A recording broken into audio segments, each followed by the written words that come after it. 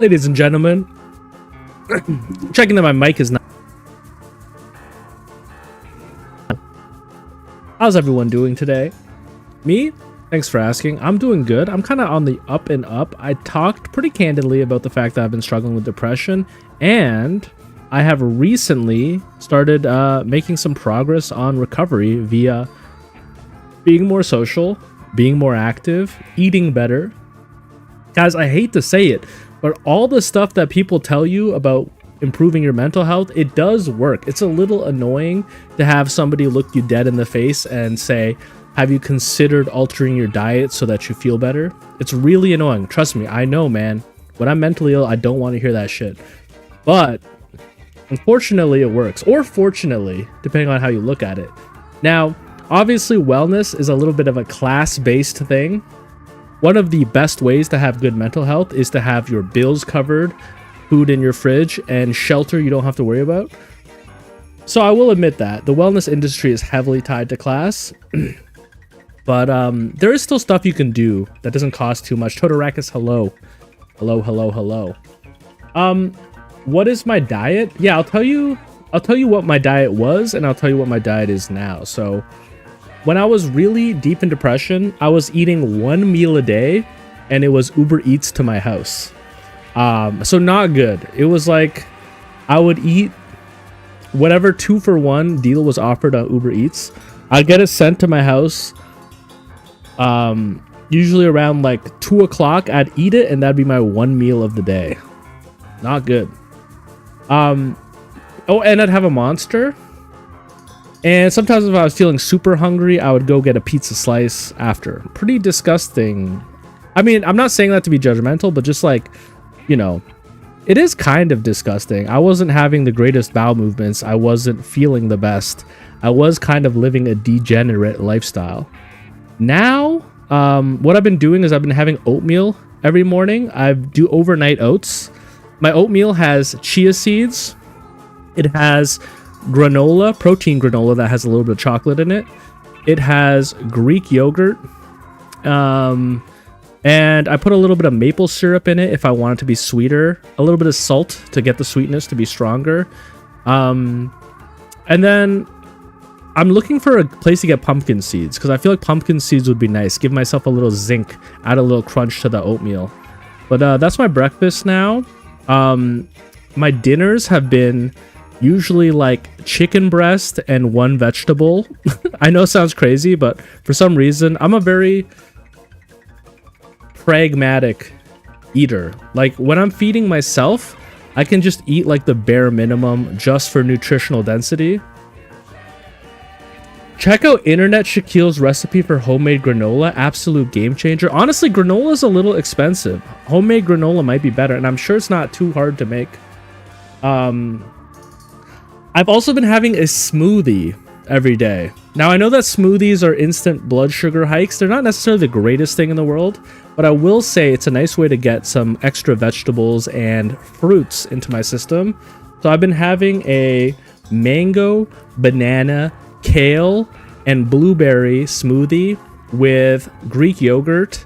If I had protein powder, I'd put it in there, but I haven't bought protein powder yet because I haven't really been lifting weights heavy. If I remember, because I'm bad at remembering this and it's a lot of work, a little cube of ginger. I feel like ginger has good stuff in it.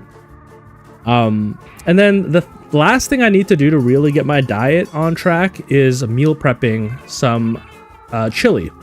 Chili is a very cost-effective, protein-dense meal that you can meal prep for the week. You can throw that in the freezer. So I need to make a batch of chili. That's my goal for this week. Or maybe this weekend is to make a batch of chili for next week. Honestly, it's really hard to make a lot of changes at one time in your life. I don't recommend doing it.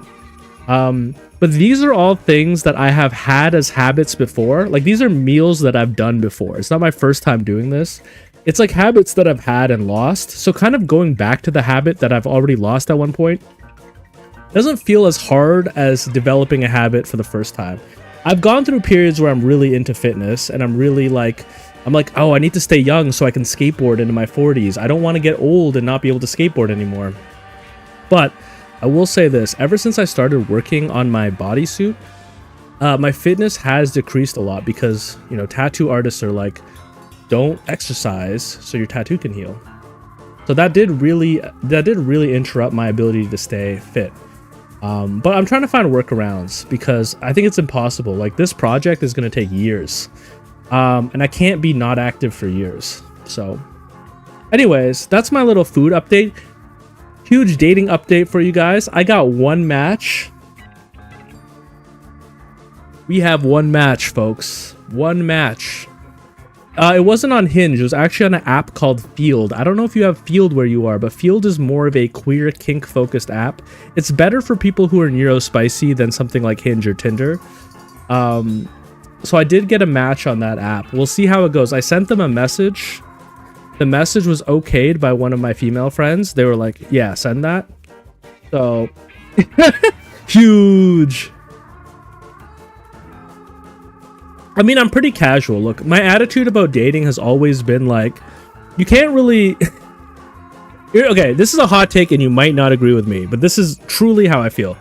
If you want a relationship, if you're looking for a relationship, you're not ready for a relationship. Because I feel like it should be like one of your last priorities. I understand the need for connection with other human beings, but that's what friends and community are for. You should have the connection already. If you're feeling desperate to have the connection, even desperate for intimacy, there are other places where you should be able to get that consistently and healthily so that you don't put it on a partner. I feel like if you're like, I need a partner, I would just say, and you're not wrong for it. If you feel that way, I would never shame someone for feeling that way. Obviously, it's a very natural human emotion. We all deal with it. But I would say if you feel like you need a relationship, I would be like, W onion? I mean, I don't know what you're talking about. If you feel like you need a relationship, there might be some other stuff to do first.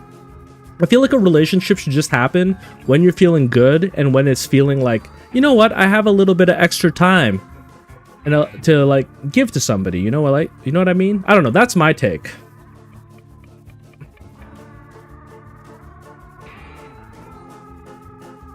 Yeah, man. No need to chase. To be honest, I wouldn't say you have to be alone. You can have a lot of love and friendship in your life. Like, you know what I mean? Like, you can have close friendships. You can have best friends who you call on the phone and you tell them the exciting news. You could say, one of my videos blew up, and you can call your friend and be like, Savon, you won't believe it. This has happened to me. You know what I mean? Like, there is a lot of room for love in your life without it coming from your relationship. Hello, Permasneeze. Also, I'm not an expert. I didn't go to school. I dropped out of college, so maybe don't listen to everything I have to say. It's just my opinion. I'm not a love guru. I've been single for 3 years, so take it with a grain of salt. But we want to see you play Slay the Spire too. Okay, Edit Style, you might be the only person who feels that way, but I respect you because I want to play the Slay the Spire too. But today, we're doing the complete opposite.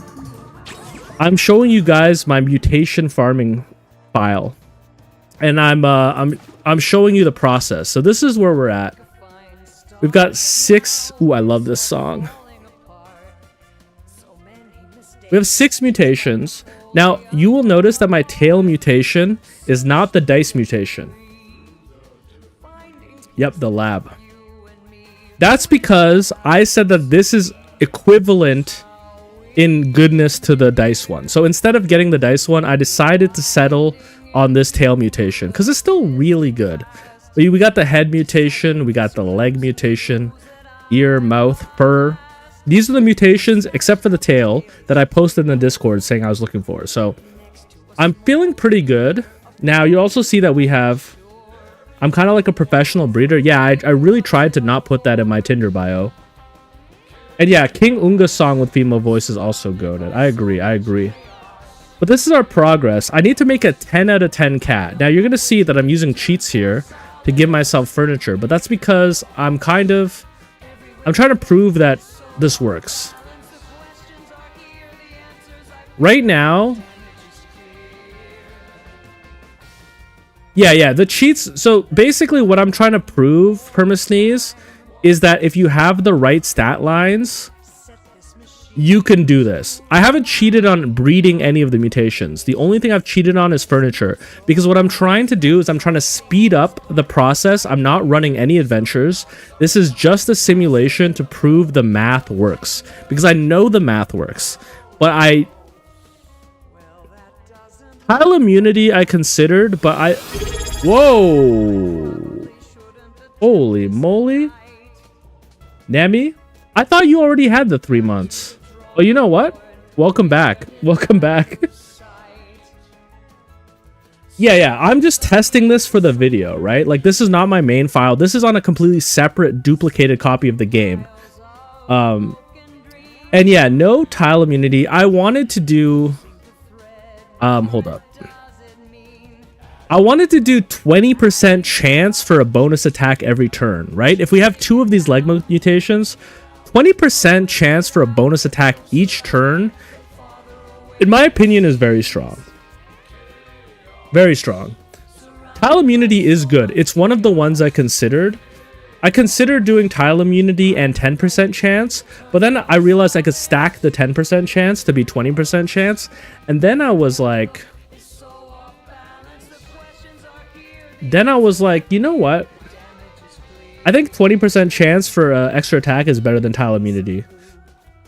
Because I haven't had a ton of problems with the tiles anyways, if I'm being honest. They're easy to play around. I would love it for Spewer, because Spewer is like the only boss where I really think about tile immunity. Chaos is also a little annoying, but you can avoid the Chaos tiles. So let me quickly go over to the setup, okay? Let me talk about what we have going on here. We have the breeding room upstairs. Now, you're going to see 268 appeal at the top of the screen, and you're going to say that's an unrealistic amount. It is an unrealistic amount. I didn't have the 5th room in my house. What about Shadow Step Tail? Guess it makes trample impossible. Okay, my tail is bonus attack, but I think the one that I would truly want, like, is the reroll. I think the reroll mutation is actually one of the strongest in the game, because it helps you build really broken synergies, and really broken synergies are the strongest thing in the game, right? Like we saw a couple days ago, I had a cleric that had like the passive that turns all my healing to damage. This is a side save. Yeah, this is a completely different folder where I have the dev cheats on, and I have like I've been giving myself furniture. So anyways, you can see that we only have 64 stimulation on in my attic, because I wanted to prove that you only need 64 stimulation to get to 7 mutations that you pass down. I think that's very important to show people how reasonable this is. However, once we get past 7 mutations, we're going to need to increase that number to 90 stimulation and then to 130 stimulation. And remember, these are like end game numbers. I'm talking about if you're playing this game for a year, this is what peak looks like. This is what the highest performance looks like, okay? I'm not going to be like, do this. Guys, if you have a 7/7 cat, do this immediately. Get 90 stimulation. That's not happening. It's going to take you a long time. However, I just want to show people what's possible if you invest into a system that is slow. No, 60 is enough. 60 is enough is toy. 60, basically once you have 60 stimulation, any 50-50 for passing down a gene, mutation, or trait becomes a 60-40, which is a huge increase. Then at 90, it becomes a 65-35. 60 and 65 in this case are for the one you want to pass down, for the better gene, or for the class skill, or for the mutation, right? And then once you hit 130, you actually have a 70-30% chance to pass down the thing you want. So then you can do a lot more once it's 70-30, because you've broken the coin flip to heavily favor you. But stimulation takes a long time. Like 1 point of stimulation is worth nothing. You need to hit like stat lines like 60, 90, and 130 to be making a real difference to your luck. This room right here, okay, everything is the same from what you're used to, okay? Downstairs, this is the royal family room. Thanks for the breeding videos. I have 70 hours so far and just started getting into breeding. Well, you came at a perfect time because today we're talking about my advanced mutation breeding. I am working on a guide, but the problem is I wanted to make a 10 out of 10 perfect mutation cat that had every mutation that I wanted before I published the guide. Because I wanted to be like, look, I've done it to prove that it works. I don't want to post the theory. I want to post that I've actually done it.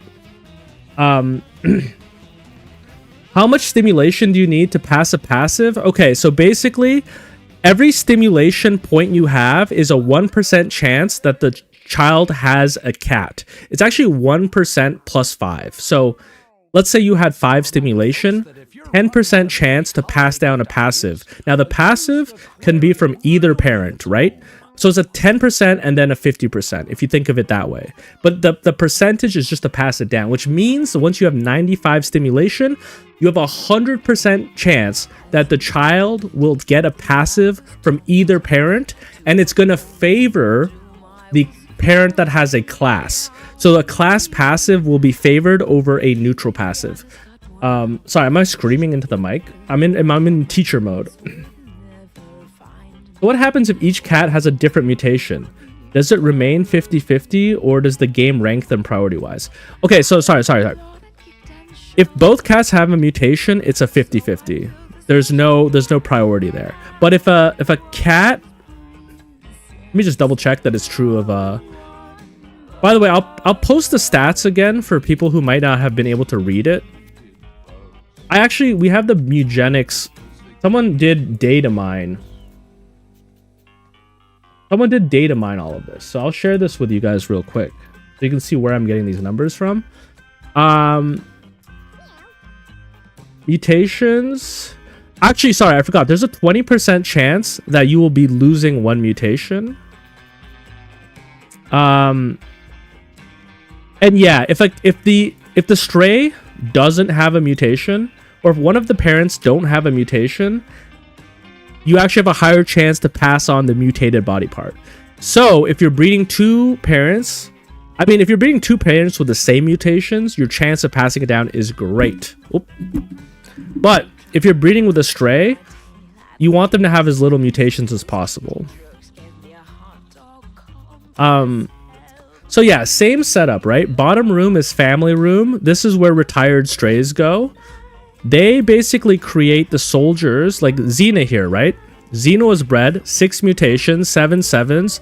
Normally, they would then go into my armory and be sent on a mission, because this is what we're trying to do. We're trying to create a bunch of Xenas, so every one of our cats has the 10 mutations we want and all the 7 sevens.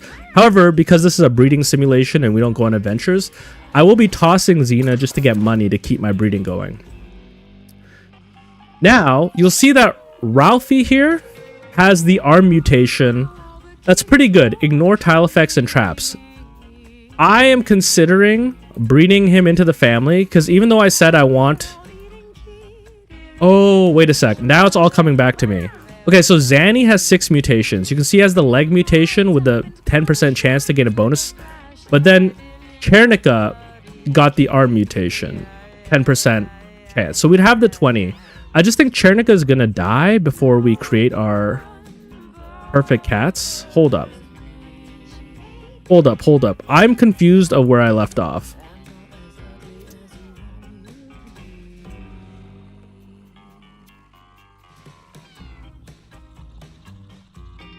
Zanny, where's my other stud, by the way?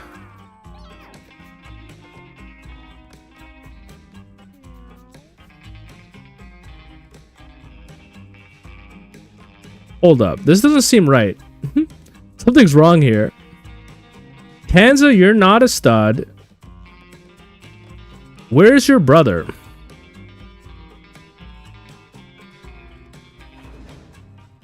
Kingo and Panella. Okay, so this poop guy is your sibling. Maybe I wasn't able to produce a second stud, so I saved this guy. Oh no, you are a second stud. You just have 1 disorder. But you are all 7s and you have the 6 mutations. So then Pepper Ann Oh, you're female, so you can't breed with Tanza. Okay, okay. I see what's happening here. It looks like I'm about to lose my heritage. I'm about to lose my family line. Let's see what happens. And then okay. I never explained my setup. I'm so sorry. Breeding room. Traditional breeding room, same as it ever was, 64 stim. Family room. This is where retired breeders go to create my soldiers. Armory. This is where I keep cats before I go on adventures. It has low comfort, so they fight each other and can get bonus stats and upgrades. Mutation room.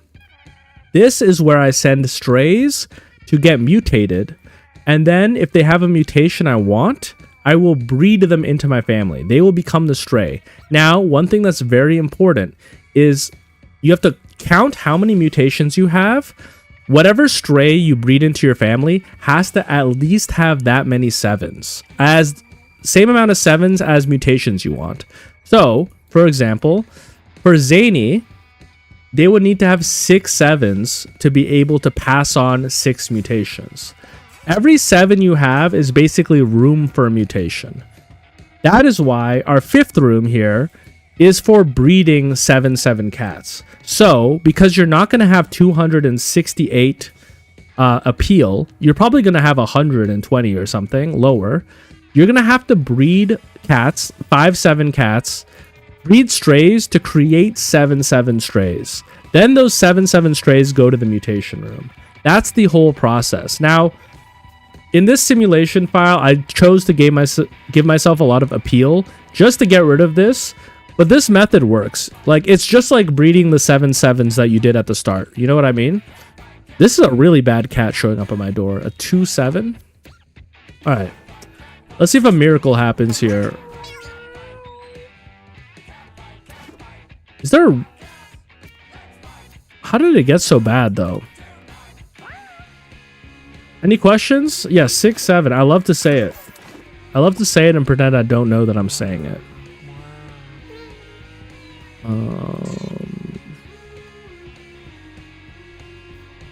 Okay, so Zany is young. Okay, I think I know what happened here. I think Chernika, it took too long to start breeding with Chernika, so they're gonna die.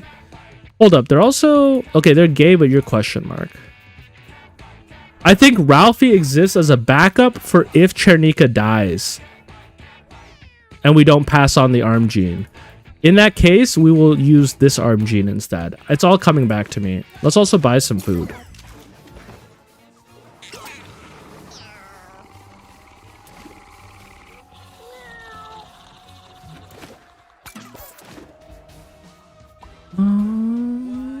So basically, as these guys get mutations, if they're not something that's on my list, I get rid of them.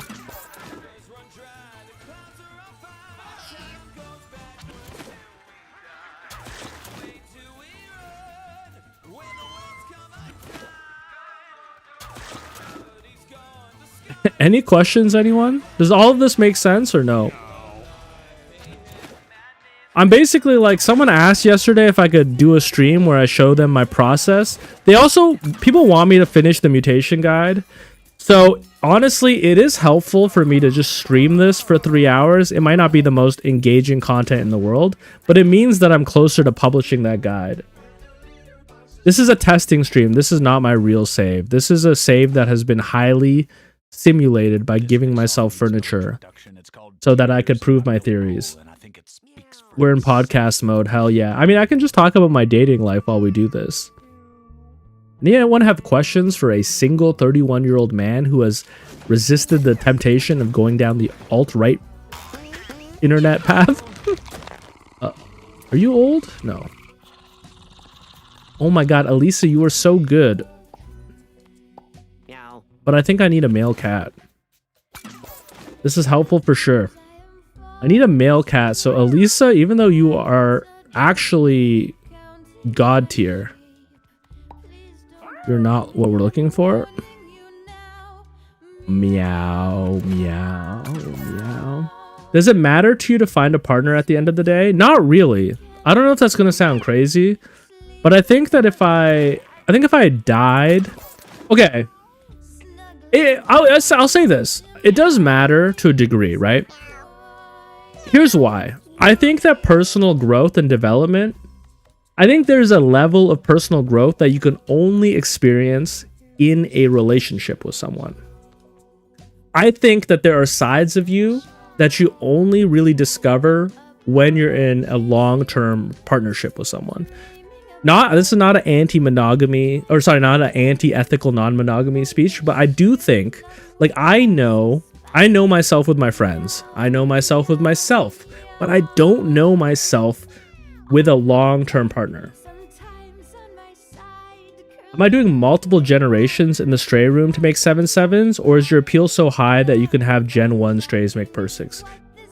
So BTC, to answer your question, it's going to matter on your appeal. My appeal is high enough that 7/7 cats show up at my door because I made it that way so that I could test the mutation breeding.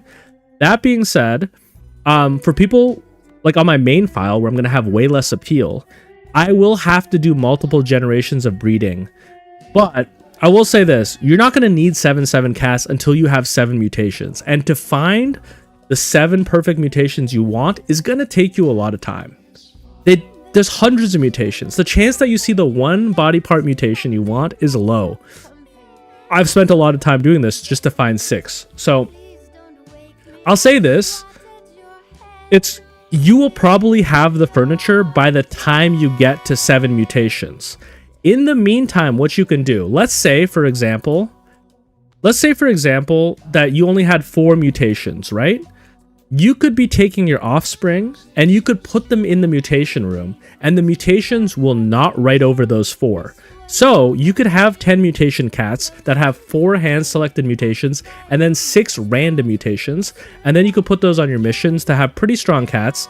Obviously, you'd pick a class based off of what random mutations they get, but I still think that method is better than just giving yourself 10 random mutations, because the hand-picked mutations of this game are so powerful. Re-rolling when you level up is so powerful. So yeah, my advice would be, well, I have to tell people this is going to take you a long time. So obviously, buy furniture intelligently while you're doing it, and I would use the 5th room for breeding 7/7s. Once your appeal is high enough and 7/7s show up at your door, you could do something else with that 5th room, but I don't know what that would be yet. But yeah, I mean, like, I think I would like a partner. I don't think I need it. I've never felt like I've needed to be in a relationship. But I do think that there's, like, I think there's something about the human experience that is a little bit, like, more mystical and magical when you're in love. And I know that's just chemicals in your brain, but, like, look, we have access to it. We should be taking full advantage of it.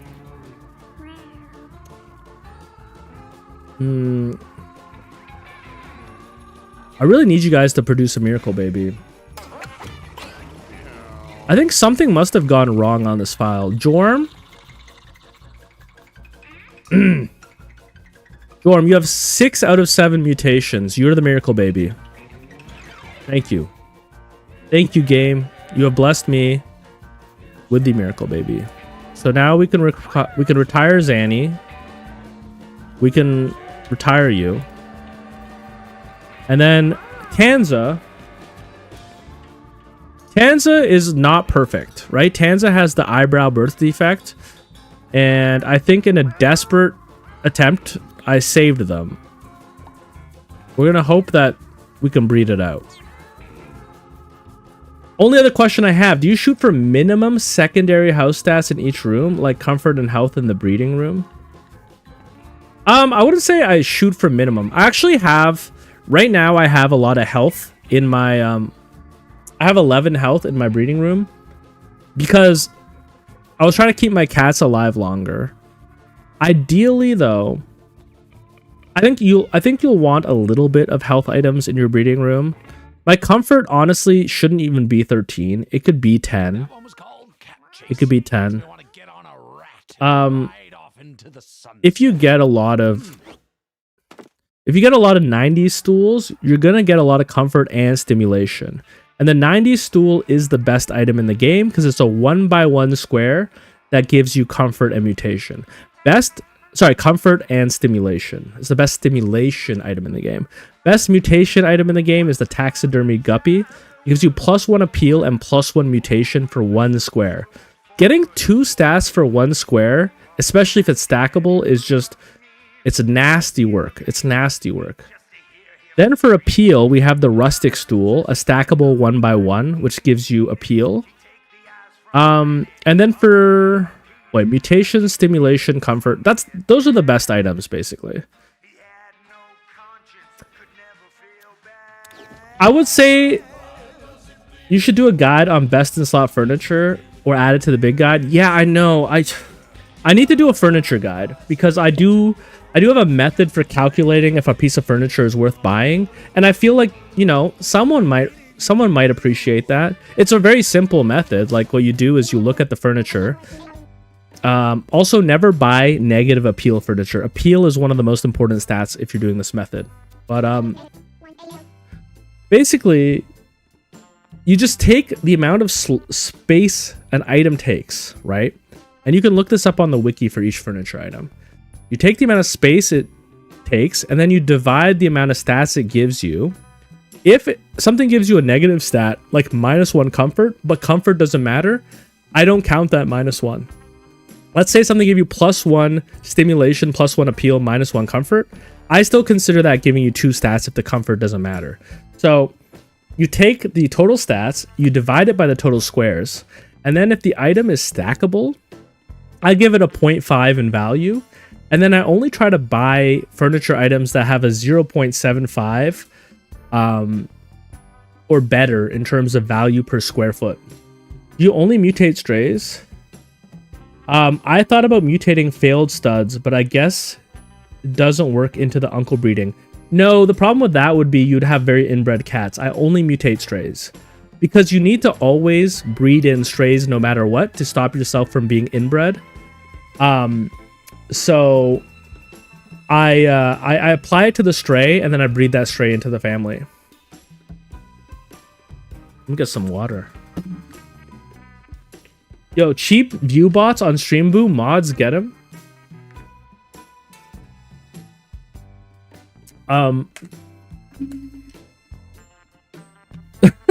Thank you, Nemi. Thank you. Now, many people are doing different methods right now. What they're doing is they're super inbreeding their cats. People are super inbreeding their cats, and then what they're doing is they're just putting those cats in the mutation room, and any defects are being mutated out. Yeah, a 2 to 4 minute video on furniture. I know, man. Okay, I'll try. If I don't get a date this weekend, okay, it's hard, man. It's hard to balance this all. I don't know how people stream and exercise and see their friends, and I'm supposed to also be reading. I don't know how people do it. But yeah, I should definitely make a furniture video. There's not much to say about furniture other than maybe a method to calculating if it's worth your money, and also what to avoid, which is like having negative appeal. Yeah. People definitely have questions. People in my comments on YouTube have been asking for a furniture guide. But anyways, what was I talking about? Oh yeah, we're trying to save this bloodline. Jorm and Tan. I need you guys to create my next generation of strays and hopefully not pass down the defect. I know what I was talking about. I was talking about why I'm not doing the method everyone else is doing. The method everyone else is doing is really easy, right? You can easily super inbreed your cats. But when you get defects, you don't control which body parts get overwritten. So let's say, and the more inbred they are, the more defects you get. I think when their coefficient is a certain number. I was watching a VOD and I read The Will to Change. It's a great book, can definitely recommend. Sneery, if you were hypothetically on another platform that I'm also on, you could collect channel points and you could redeem them to make me read a page to stream. So not just me, not just I get better, but every man who is watching right now would also be better. Or you could redeem it So I read Morning Glory Milking Farm. It's up to you. Make me better or make me worse. But yeah, basically, if you do the inbred mutation method, you're going to overwrite some of your really good mutations you worked hard for to get random mutations. You're also going to breed a lot of disorders on your cats, which honestly, I know disorders can be good, but I'd like to avoid it. So I was trying to solve the way that you would have 10 mutations passed down without inbreeding, which is a hard thing that I feel like the community... Blind. Okay, no. Mostly gave up on. And I'm overdue for posting this video. Speaking of this, when would you read it if the points were claimed? That's a good question. Maybe at like the start of the next stream. Start with a little reading. If you mutate overnight, do you overwrite mutations or only defects? You only overwrite defects. So yeah. You can't, as far as I know, you cannot overwrite a mutation in the mutation room. So basically, it's an easier method. You'd get like 2 random mutations. Well, and the other problem though, right, is you can get 10 mutations on a cat, but how do you consistently pass them down? If every time you pass them down, 2 random mutations get overwritten by defects, then eventually you are going to dilute your mutation pool. Like, it's going to be hard to consistently pass them down. Basically, the way I have this set up, this is no harder than passing down 7 sevens, and that was kind of the goal. The only problem is the amount of furniture it requires. So that is definitely going to limit people. But I could also share in the furniture guide how you can level up Baby Jack really quickly so that you can see more rare furniture.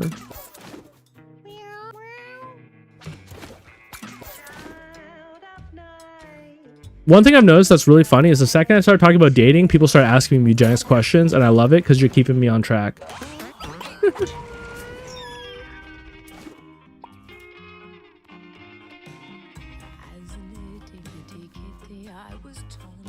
I'm like, why is this so bad? This must be the 20% chance to lose something, and then we also got a defect chance.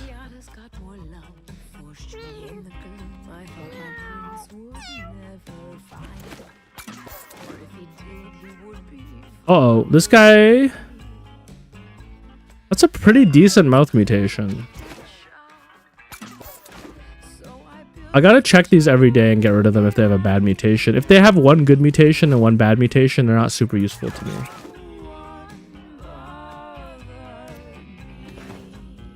Obviously, once you breed a stray into your family, you will have to change the cats in here. Okay.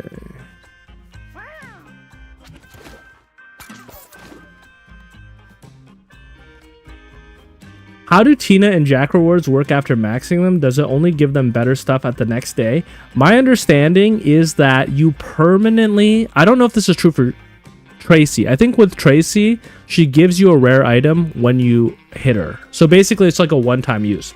But my understanding for Jack... Also, let's check Tracy's shop and see if she's giving us crazy stuff. No, this is all pretty standard. But... on Jack, you actually permanently increase the strength of his shop so that he has a higher chance of showing you rare furniture. Which means if you had a room where you're farming injuries, like let's say you took every single stray that showed up at your house and you put them all into one room and you never cleaned the poop and you let them fight each other. Then you could be giving those strays to Jack and you would be leveling up his shop forever. I think someone shared the stat breakpoints in my channel, and it requires like a lot of upgrades to see like consistent rare furniture. It raises the chance of a rare by 1%. Okay, thank you, Sneery. So yeah, like that would mean that to get a 10% chance, you'd have to send him 100 injured cats. But if you take every stray that shows up at your door and you send every stray to him when they're injured and their children when they're injured, it's reasonable. It would take a lot of food. You'd have to be going on lots of missions, but it's reasonable to upgrade him pretty quickly.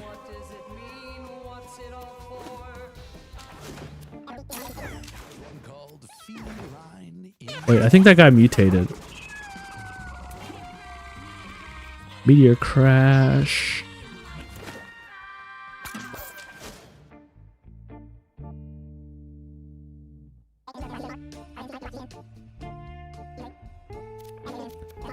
So as you can see, when I gave Tracy, that,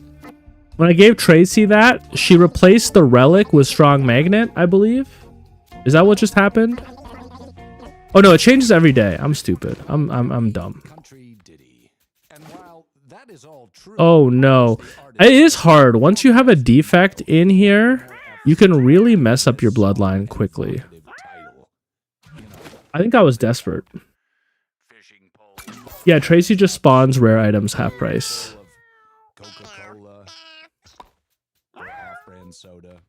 So okay, see this guy, he has a defect and four mutations I want. I can put him in this mutation room and you will see that he'll keep his head, tail, leg, and fur mutation. He'll get rid of the defect and he'll get 6 other mutations. So we can do that just to show it.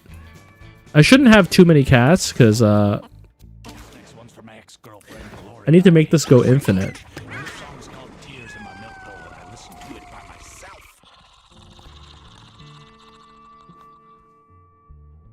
Crazy mutation. Yeah, Tracy's meh. I honestly shouldn't even be giving them to Tracy. It's just a habit to give her my old cats. But the time that it takes to watch her little cutscene does waste time I could be breeding. Oh god, are we going to be able to do this? Luckily, I have backups. Every time I gain a mutation I like, I save a backup on my computer. Because I'm playing pretty fast and loose with this. And I'm usually doing this while I'm watching a TV show. So I'm not really paying enough attention, necessarily. Like, I had a situation last time I did this where one of the cats weren't breeding with each other because one of them was gay and I didn't notice. And it almost ended my bloodline. And I feel like the reason we're in such a rough spot today might be because of the knock-on effects of that.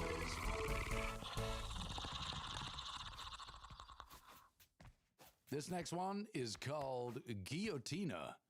What a way to go. I might also have to save some backups just in case.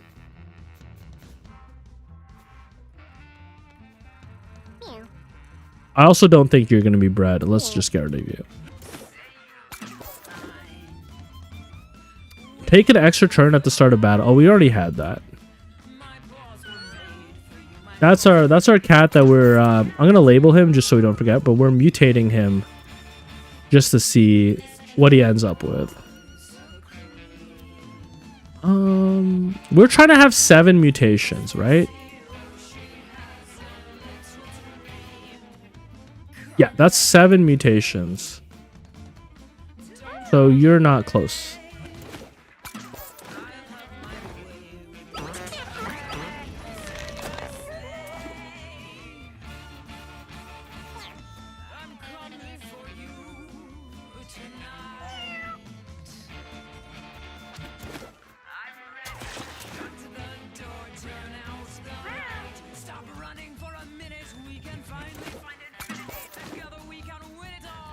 You're not good enough.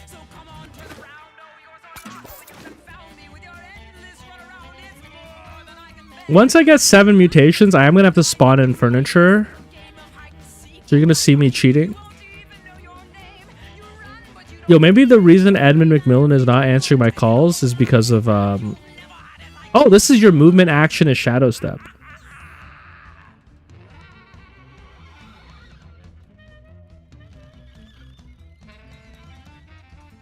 Todd, you said less variation equals less fun runs. Well, I agree with you, actually, because the way some people have been building their cats is to create a broken combo where they could have a hunter that one-shots and clears the whole room.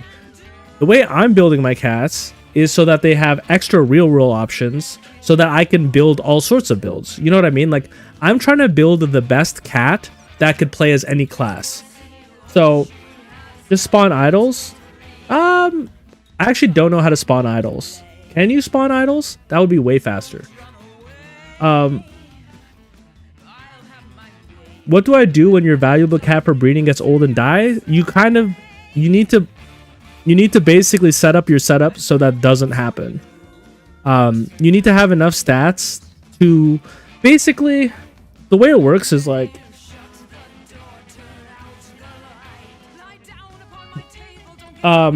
the way it works is you need to balance how super soldier you have based off of how much furniture you have. If you try to have a 7/7 cat, but you don't have any comfort or stimulation, it's not going to work out very well for you. So it's really just about knowing what stat breakpoints to aim for what, which is why I wanted to test this myself with spawning and furniture, because when I do the mutation guide, I want to be like, this is what you need for this many mutations. This is what you need for this many mutations. Because I don't want people to just like have their bloodline die. That and make backups of your saves if you're really scared. If you're really scared, make backups of your saves like I do. But I'm mostly messed up because like, so Tanza is old. If they don't produce a sire soon, what I'm gonna have to do is I'm gonna have to take a less than perfect cat and make that my stud. And we're just gonna lose a little bit of progress. It's better to lose a little bit of progress than it is to lose your bloodline, obviously.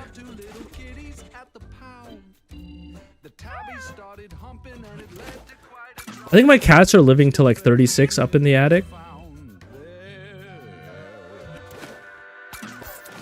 The extra turn mutation I got my bloodline from a couple weeks already is really the best head one. Yeah, extra turn is going to be crazy. The game's pretty hard. I don't think I'm making anything too broken. Okay, you did get a mutation. As you can see, we still have our fur, our leg, our tail, and our head. Meow. Or get out.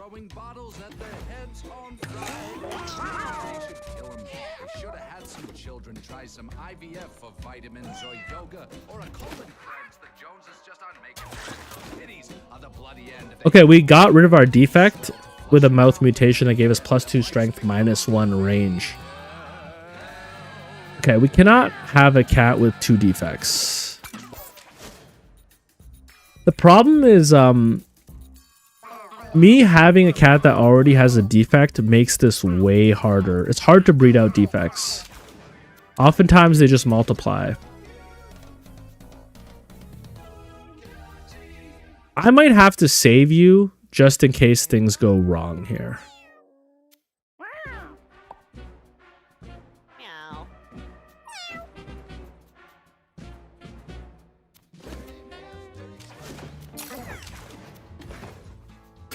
I would rather have a cat with 6 mutations than lose my bloodline.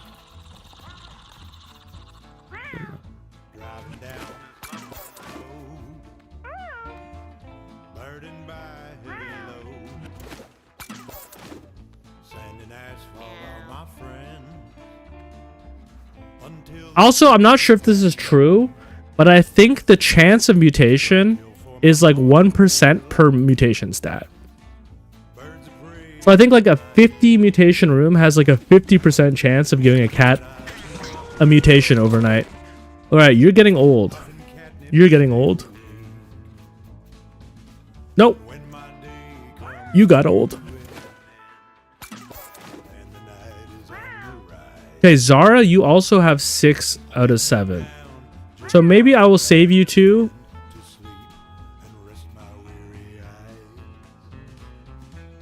You have an arm and you have a leg.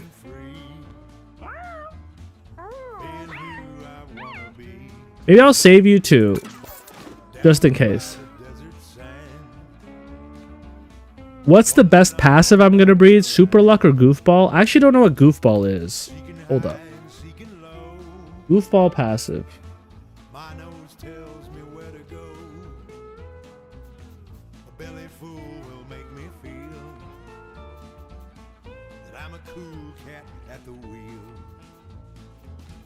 Take an extra turn at the start of each round? Oh my god, are you kidding me?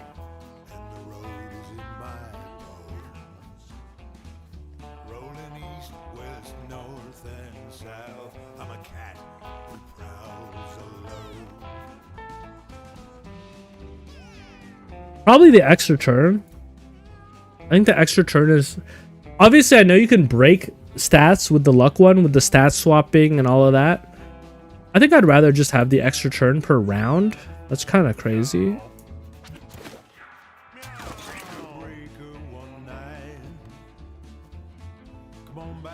Alright, our guy has 7 out of 10 mutations now. He would be a great fighter. You know what? I'm keeping too many cats. I'm keeping too many cats. It's burning through my food. I gotta remember, we got limited resources here. I shouldn't even be keeping you. I think I've illustrated my point on this guy, that you don't replace the mutations you already have. Would super luck prevent bad outcomes on all events? I don't know if it would prevent bad outcomes on all events, but I bet you it would help a lot. You know what? Maybe super luck is better, actually, because there are some pretty broken events as well. That's a good point. Zerosian? Why do I have so many viewers with difficult names, man? I'm not good at reading. I'm basically illiterate, man. You're making it real hard for me. Basic attack inflicts soul link is so crazy until you want to run a cleric or druid.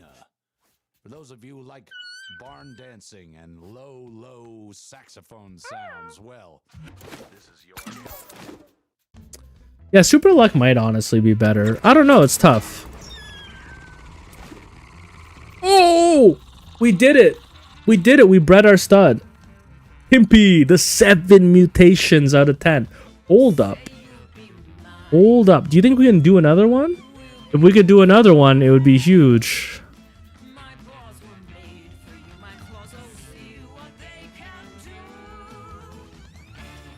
Look at this. We got Pimpy.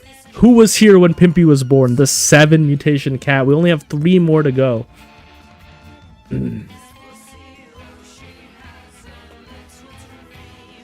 God, I would love to do some Act 3 runs with Pimpy.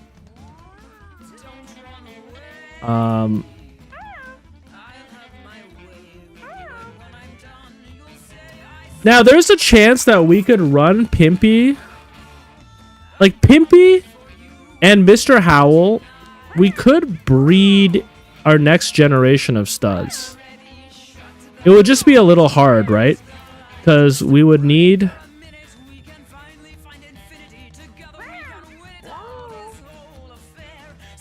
We need to pass on a lot of stuff to a stray. Yo, Steer, you were here.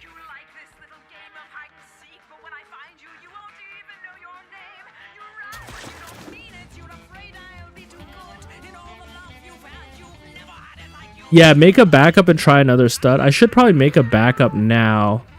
Now, hold up. Who was my stray here? Or who was related to my stray? We had Pingo? No, Kiwi and Santino. Okay, but these are 2 different strays. Okay.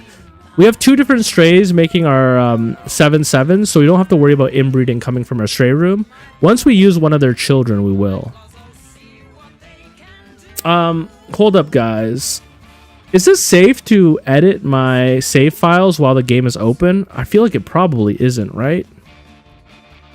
Well, I guess I'm just copying the file. I don't know. Okay, hold up. Hold up. I think this is a good time to make a backup.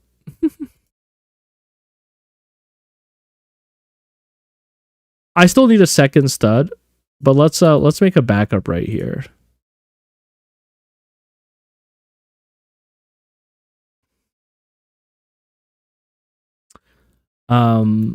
If you want to farm aura when I post my mutation video, you can always comment.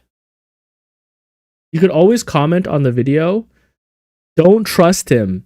He was only able to do this with backing up his save file. Be like, This guide is good. Just know that the guy had backups of his save file, so I wouldn't necessarily trust him. To be fair, I've only had to use a backup once. I'm just paranoid, and I've put so many hours into this that I make them. But I've only had to use a backup once. It's just, with this much effort going into this video, I have to back them up. I have to. I just can't, like, I've been on this file doing just this for like 15, 20 hours. If I lost it all because I was not paying enough attention, I would commit seppuku. And I can say that because I'm Japanese. I guess anyone can say it. It'd just be a little bit in bad taste. I would like to make one more Pimpy and then get rid of this whole defect issue we have. How old will we let these cats get, though, before we do that? Let's give it 5 more years. Let's give it 5 more years. 5 more days. Sorry.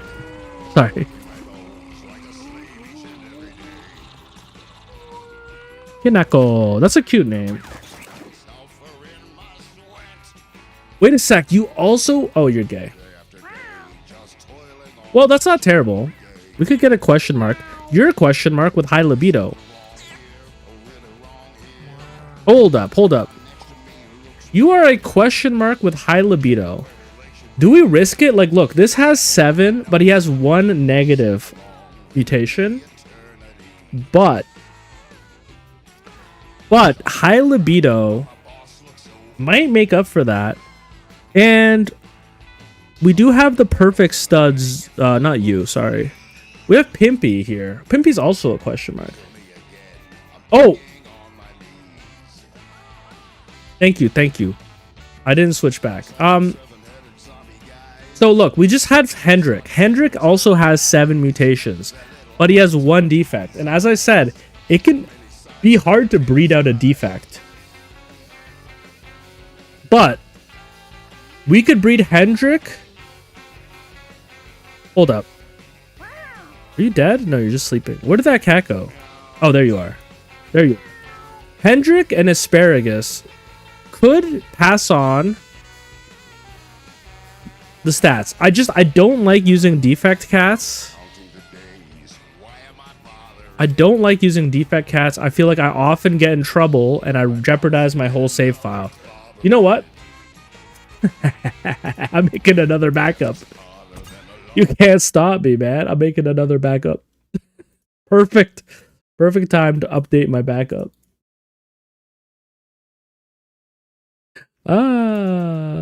Most paranoid streamer alert.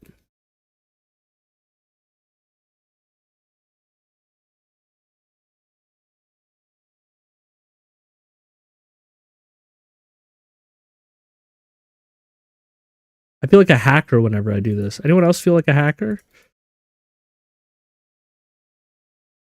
Hold up, I'm just breaking into the mainframe.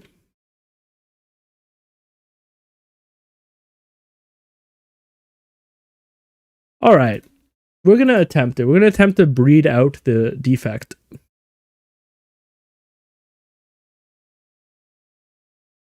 It's possible, and honestly, with the high libido, I feel a little bit better about it. So that means that you are retired. Means you are retired. Honestly, I probably shouldn't even keep you at this point.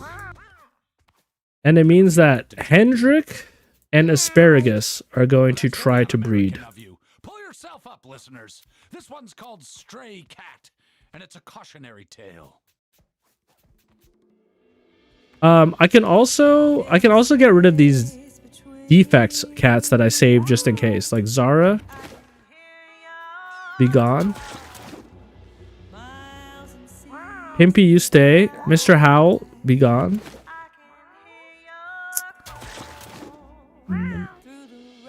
Kiki, be gone.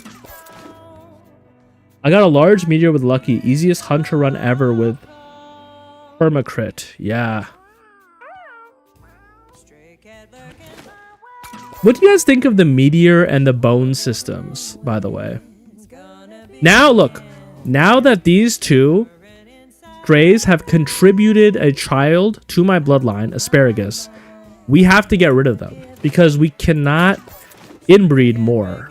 So they've done their job. What we do now, the bone system is the same thing as the meteors, but you find them in you find them in Act 3.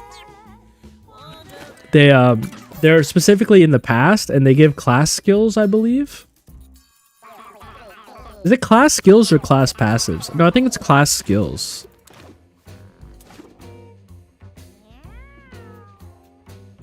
I like that it's items that kind of let you multi-class a little bit. Yeah. It's like a free way to multi-class. Alright, y'all, let's pray. I'll just retire you. Also, wait. Does that Discord link work? Let's check it out. Let me. Oh, this is a good time to check it out.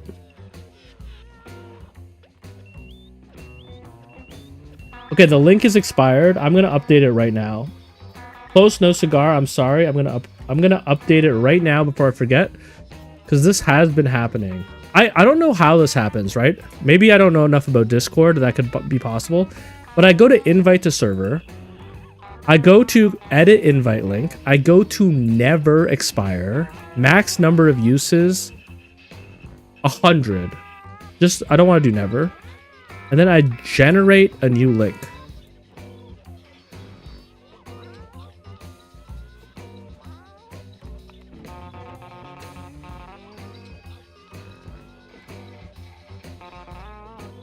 Chatbot, let me update this right now. Chat commands Discord.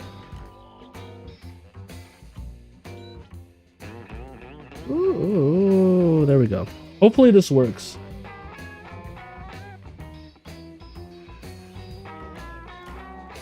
Oh my god.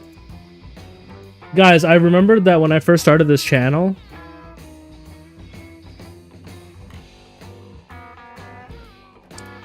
how am I getting 2 strays to make a 7/7? It's the same as when you first start making your 7/7 cats. You can breed multiple generations. Now, once you want to consistently make 7/7s, I would say you need an appeal of 120, 130, because then you're going to see 5/7 cats. And if you breed 2 5/7 cats together, you can, I wouldn't say easily make 7/7 cats, but then you can make like a 6/7 cat. It's okay if the cats are slightly inbred coming from the stray side, because they're still going to not count towards your inbreeding coefficient on your stud side. So you can make slightly inbred strays that you breed into your family without raising the inbreeding coefficient too much, from my understanding. Maybe I should test that. Wait, why aren't you breeding? Oh, because you were babies. Okay. So see this 5/7 cat? We can try it with 5/7s to show. We are just testing today. Yo, anyone remember eating rats? Cats eating rats, humans eating rats, I don't know. Okay, so 3 out of 7 is not good. We need 5 out of 7. We got it. That's insane. We got it. 5 out of 7. Mew, mew, mew.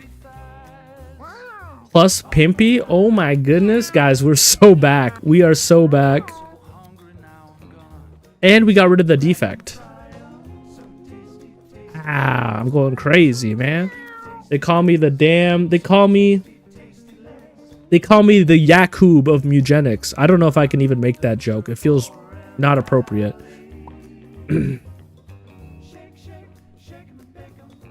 So now, okay, and basically this is just like the uncle breeding method. You want to have 2 less traits than your stud. You want to be able to basically have 2.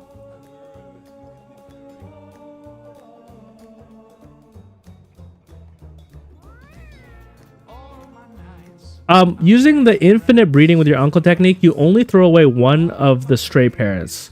So in this case, you're dumping both parents. In this case, the reason I'm dumping the parents is because this is just for testing, and I don't need to produce any studs. Like, sorry, I don't need to produce any strays.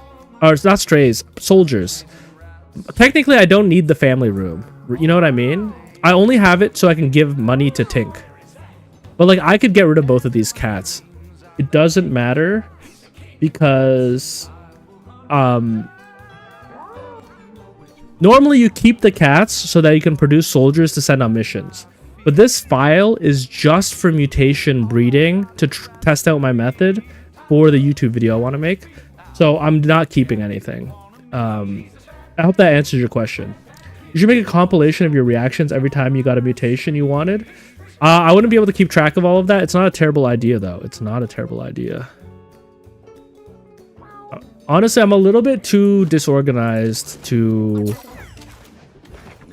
really make good content out of my content.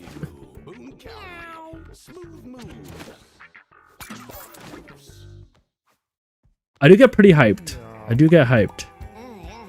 Okay, so see how this cat is now a 6-7 and this cat is a 6-7? So if I hypothetically removed all these cats, they should be able to easily make 7-7s. We can get rid of you. 6-7, 6-7. So this is what I mean about this is the stray breeding room. Eris and Dewey will have a 25% chance of creating a 7-7 every time they breed. I think 25% chance sounds right. So they'll be creating 7-7s that we can then mutate and breed into our family. Obviously, if I see a 7-7, I'm upgrading them. Okay, you guys are not good enough.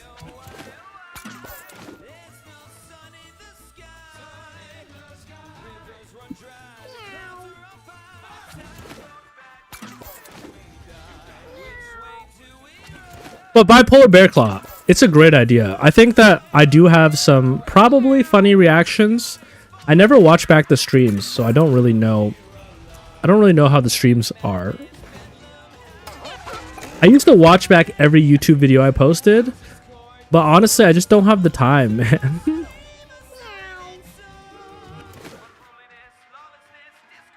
Do I have a separate file? Well, right now, my stimulation is 64.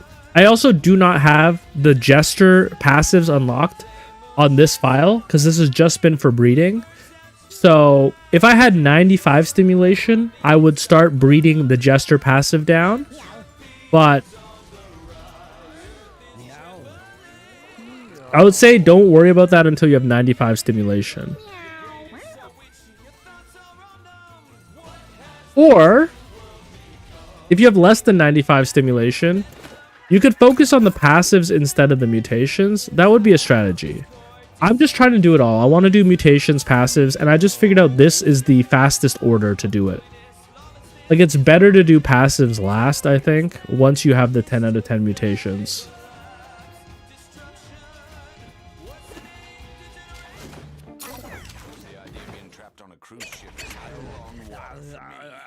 Next song, fleas and parasites, is that feeling? I hope we can make these studs, man.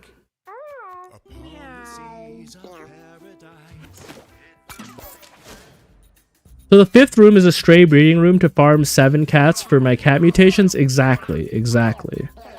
You need cats that have all 7s if you're going to consistently pass down if you're going to consistently pass down 7 mutations.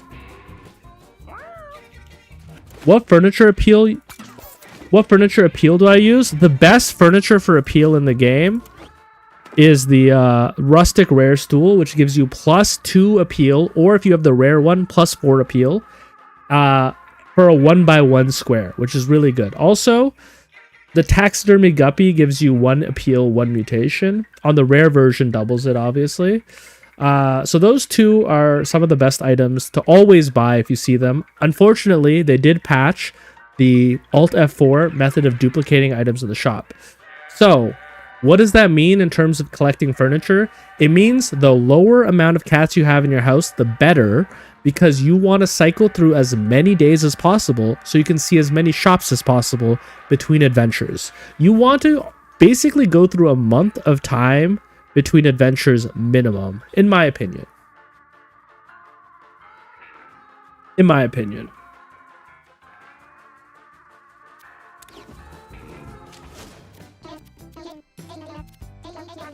This item, the Tadpole Aquarium.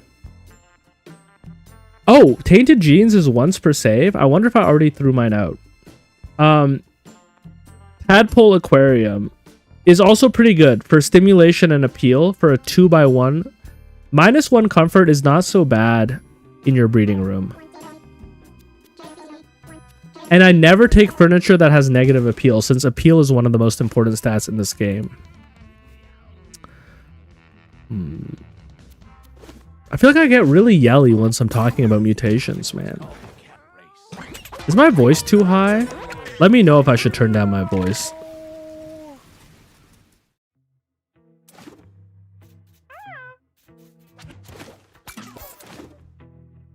Yo, they are not producing the children that I want. Here's another 7/7 cat that was produced with 2 6/7s. I mean, as I said, 25% chance, right?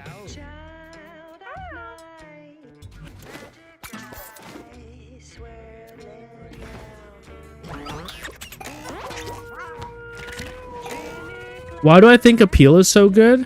Because appeal impacts how many 7s cats have. And if you want to pass down 10 mutations, you need strays that have 7 7s. And to get 5 7s is like 120 appeal, which is a lot. Actually, I can pull up the appeal numbers. Hold up. Where are they? GitHub. Appeal ratios. Okay, so let's say you want cats with 5 7s. At 125 appeal, you only have a 5% chance of seeing them. At 150 appeal, you have a 15% chance. I would say 150 appeal then for cats with 5+ 7s. If you want to see cats with 7 7s, you need 225 appeal just to have a 5% chance. So the amount of appeal that you actually need to get good cats with lots of 7s showing up at your door is pretty high, which means that it's your main progression stat, in my opinion. Oh my god, we did it. We did it. Plastic. Plastic is our first stud. First stud without anything wrong with it. We've been waiting for this. We've been waiting to get our bloodline back in a healthy place. And you're a question mark. That's even better.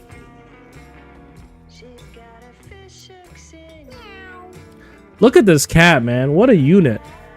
Extra turn at the start of battle. Start with a bonus attack. 20% chance to get a bonus attack each turn. 10% dodge chance. Honestly, the ear mutation. Oh yeah, I have the GitHub. I can send that to you as well. Here you go. Hold up.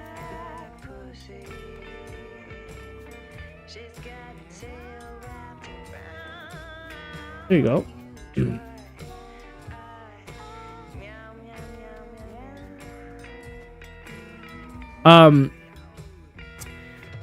I think this is an absolute unit. I'm not convinced on the ear mutation, the 10% dodge chance. It's just like passive damage reduction. I might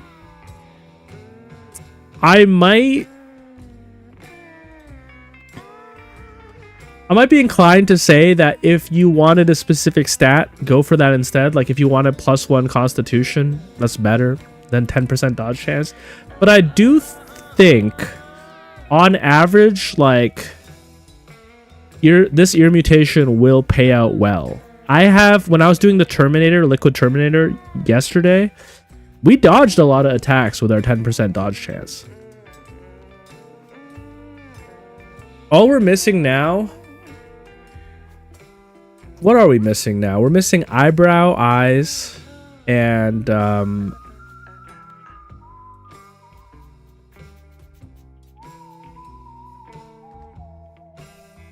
are we missing?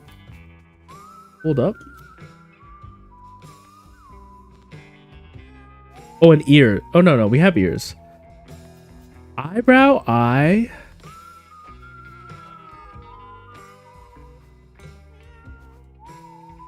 Oh, and body. Sorry, yeah, body.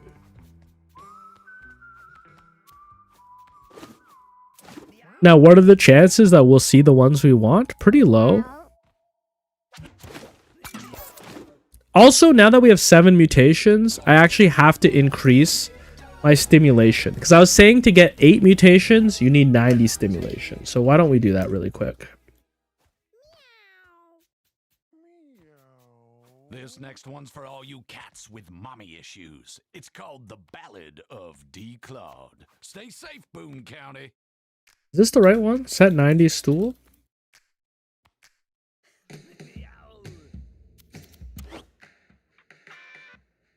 Yeah, this is the one. We need a bunch of these.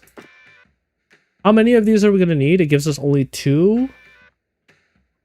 So 250 appeal. I would say 250 is like, that's the end game thing that you could reach for. You're going to have enough room in your house for that much appeal. But yeah, 250 would be like a peak appeal to aim for. How many will we need? We'll need 15 of these. Okay, that's a lot of typing. I wish I could copy and paste this.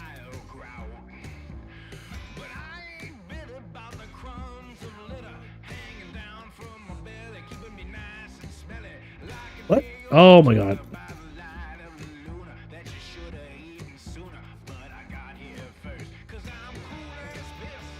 This is why I don't do this on stream. This part is not as fun to watch, I'm sure.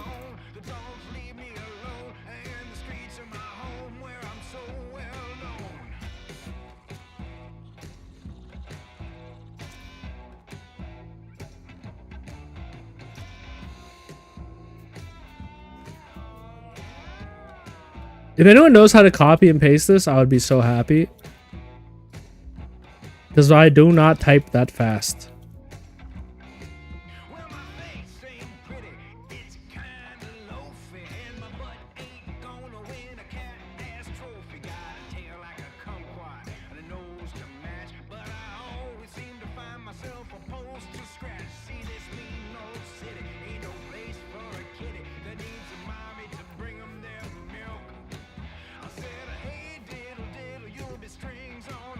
So this is what I've been doing. I've been basically, once I hit a certain threshold that I've calculated, I add some furniture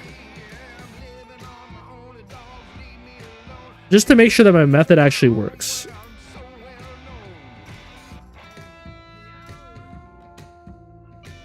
It seems to be showing autofill. Can I use tab? I can use tab to cycle through all of them. I don't know if there's a way to cycle through the last one I used. It'd be so sweet if I could just do the last one I used. Oh my god. No! No! Are you kidding me? I could have done this?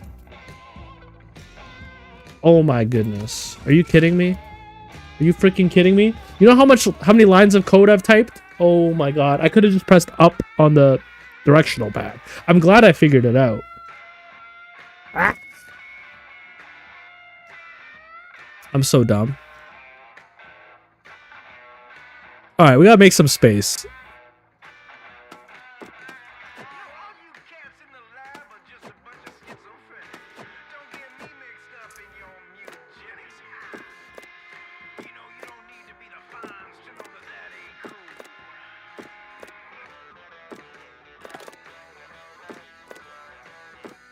Ooh, my tummy is upset, man. My tummy is upset. What did I eat, man? I had oatmeal this morning. I shouldn't be feeling this way.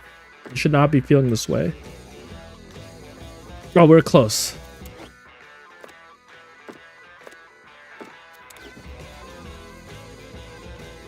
Hold up, guys. Your streamer has to go to the washroom really bad. I'm sorry. I'll be right back.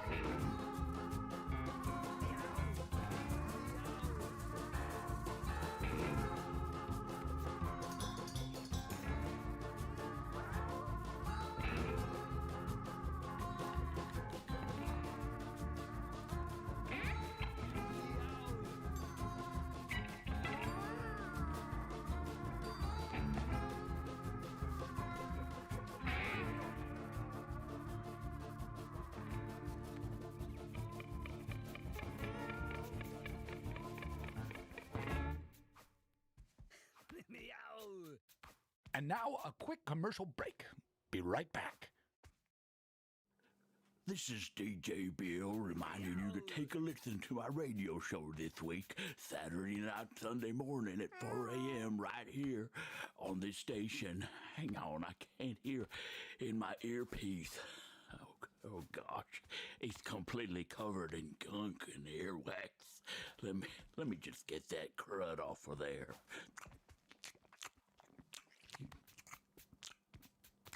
Oh, that tastes bad. Oh, that's bad earwax. Wait a minute. I don't need my earpiece. I need my headphones. Are those rascals? There we go. I'm gonna cut another promo, guys. Do not use this one. I'm starting over. Do not use this promo. Do not use this one. I'm gonna label this one, so you know not to use it. And here we go with another take for Aaron. Thanks for listening, and don't forget to turn your dials to DJ Bill, moving to an all-new undisclosed time slot.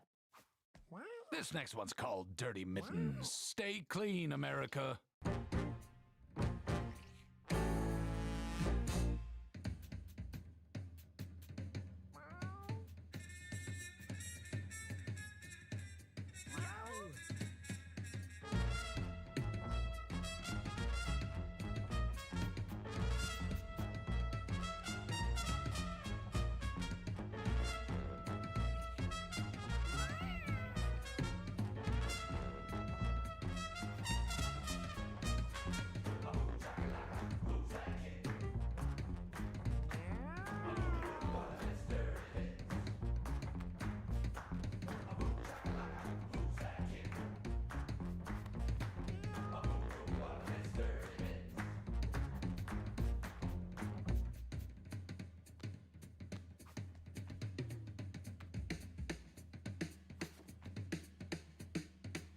Hey there, boys, the name is Dirty Mittens. The slinkiest kitty you've seen in all your days. I eat caviar, kibble, wear a diamond for your collar, and a betting enough to make you holler. My feline tricks will turn night into day. So you think that you can handle Dirty Mittens? One expensive game am I to play? I take the cash, the jewels, and leave you all the kittens. I'm packing my bags, and I'll be on my way.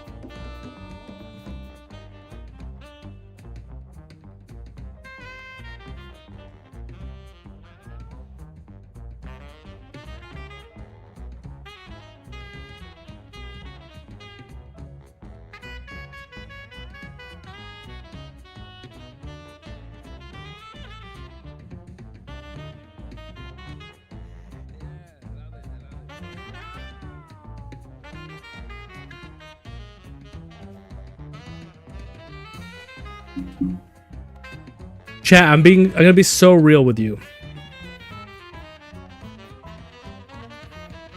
Do not eat shawarma poutine at 11 p.m. when you have a meal plan. If you do, you're gonna shit yourself when you're alive on stream. Do not do it. I know that you might be enticed to order it because you just had a long day and you want to watch the One Piece live reaction, but you don't like to watch TV without food. I know what that feels like. But be careful. It's dangerous, man. It's a slippery road to go down. Oh. We're back. Biological needs have been satisfied. I totally forget what we're doing. I think we just bred our first stud. We're feeling pretty good about that. We need one more.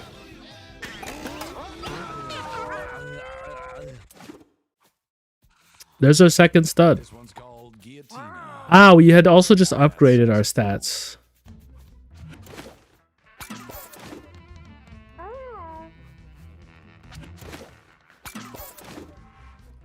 Okay, but shawarma protein sounds so gas. Yeah, man, it's fucking straight diesel to my butthole. Actually, I shouldn't be saying stuff like this in case my future love is watching the stream. It's quite disgusting. I try not to be too vulgar. Shawarma poutine is pretty good. I don't know if this is like it's a weird mix of things that we got going on in Toronto. But you know, poutine is very Canadian. We have a lot of shawarma joints here. So it's very common that like a shawarma joint will just have like, you know, those Costco crispy fries. It'll be like those clipped. They'll have those Costco crispy fries, and then they'll put like shawarma meat, like a ton of shawarma meat on top of it. Then they'll cover it in gravy and cheese curds, and then sometimes they'll even put like the hummus and the garlic tahini. Oh, sorry, the garlic, the hummus, and the tahini on top of it. And it's like, it's so good, man. Poutine with hummus, garlic, and tahini. You wouldn't necessarily think it's a combo, man, but it's a combo. Dude, my mouth is watering. Maybe I'll order it again tonight. Maybe I'll order it again one more time. Maybe this time it'll be different. Maybe. Alright, we have our 2 studs. Which means that we saved our bloodline. See, look. I'm making you miss the fuck out of Montreal street corner poutine. Yo, you used to go to Montreal? Okay. I'm gonna quickly back up the save file. Welcome to my life, bro. Welcome to my life. You went there for dance events. I think you did mention that to me.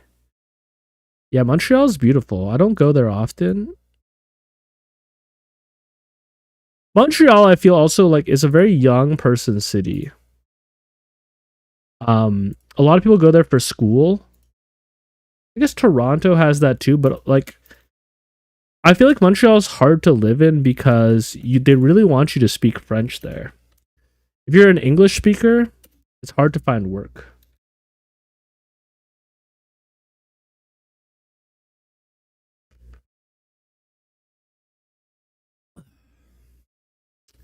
I gotta be careful talking about the dating and the advice stuff because I really don't want to go down the slippery slope of being like guy who podcasts or streams and has like advice for young men. That's a really scary genre of the internet. I'm really not trying to be in the manosphere.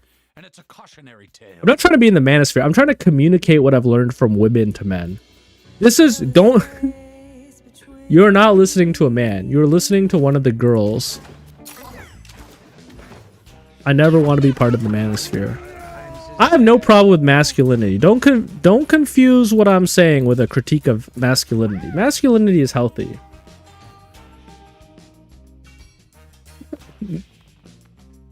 Blanked out man. Yeah, don't mistake what I'm saying as a critique of masculinity. I just think that like if you have to go on a podcast to tell a bunch of incels something, that's probably not, you're probably not very comfortable with your own masculinity. Oh, is the Louis Theroux? Oh my god, of course Bipolar Bear Claw, you mess with Louis Theroux, man. Yo, is it out already? Is it already out? I saw the trailer and I want to watch it. Because I haven't watched a ton of Louis Theroux stuff, but I did watch his one on Gaza, and I thought that was really good. And honestly, a lot of people that I like him. So if someone I look up to likes someone, I'll usually give him a shot. So I definitely want to watch the Manosphere documentary. Was it on Netflix though? I don't have a Netflix. Oh my god, I'm so excited. Maybe I'll order the shawarma poutine and I'll watch that tonight. Man who doesn't learn his lesson. Yeah, I mean, like, this is the tricky part. I would love to talk about philosophy. I would love to talk about life. I'd like to talk about challenges of being a man. I'd love to talk all about that stuff. Except, oh wait, by the way, I'm not back in game. Except I feel like the internet has corroded that stuff and made it like a scary thing that I don't even want to touch. I mean, ultimately, I want to be a video game streamer, but those are the things I think about, like on my day-to-day, on my average day. These are kind of the things that are like in my head. So it'd be nice to talk about them. But someone said, you mentioned bell hooks, don't worry about being a Manosphere person. Yeah, but like, I don't know. I've only read one bell hooks book. I've only read All About Love. I'm waiting for people to redeem channel points so I can read the other one.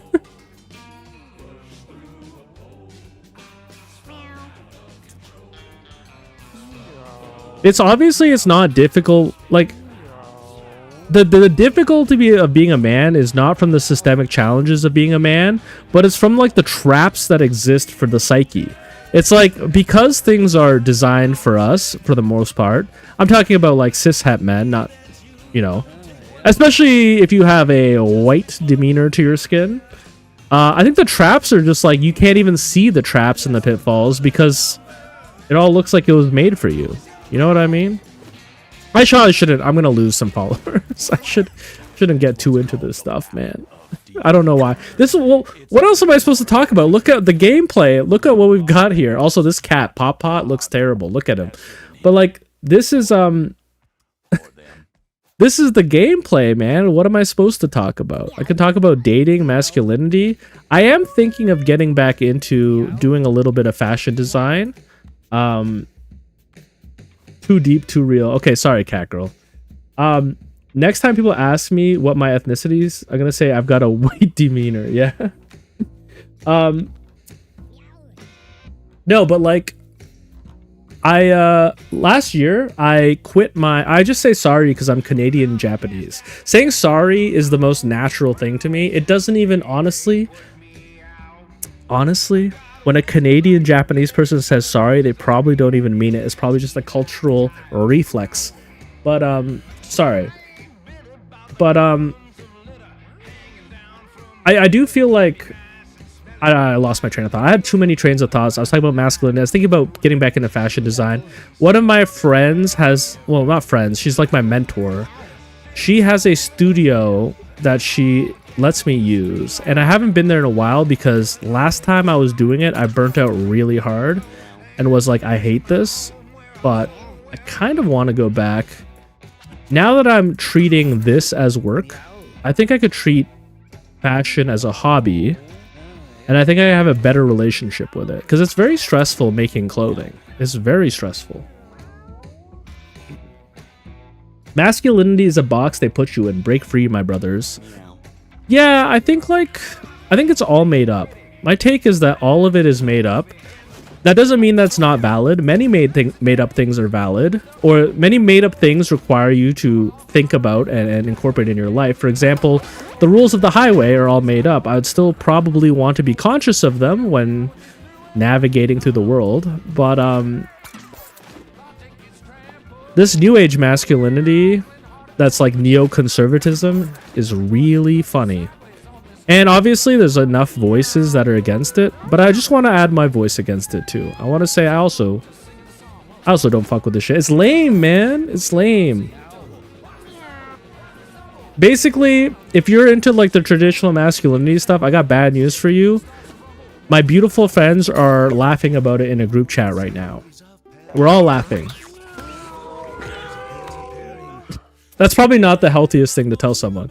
Look, okay, I understand the desire to find simple solutions to the deep insecurity that we all as humans experience, right? I see the appeal of a traditionally handsome man on the internet looking at you and saying, hey, if you want to feel confident, do this, this, and this. But unfortunately, if there was a simple solution, we would all be very confident and cool. But unfortunately, it's often in the opposite direction that you have to travel to heal that kind of insecurity. Often it's some inner child work, and it's actually letting go of your ego and letting go of your idea of yourself, and not doing all of that stuff that actually helps you be more confident. Yeah, it's definitely about reframing your connection with masculinity. Yeah, I think, like, you know, I think there's probably like a traditional sense of masculinity that's valid in terms of like, well, I don't know if it's valid. It's just like less harmful, and it's been, I still think it's all made up. But like, I understand when if a woman says I like a masculine man, and what she means by that is they like somebody who is like, has like a level of like protectiveness and a level of taking care of them. I think it's still a little bit of a problematic lens if you were to apply it too tightly to everything, but I can understand what they're trying to communicate. They're trying to communicate a level of security offered through the personality of the person, and there's probably a better way to say it than I want a masculine man, but I understand they're trying to communicate something. It's not funny. It's not funny. No, it's very scary. But I will say I love those TikToks where it's like the guy and he's like, this is how men open water bottles. Or like, it's like the two videos. He's like, non-masculine guy opening the water bottle. And then it's like, masculine guy opening the water bottle. I'm not masculine enough. I'm not masculine enough. I couldn't do it. I couldn't do it. Boy needs to hit the gym, man.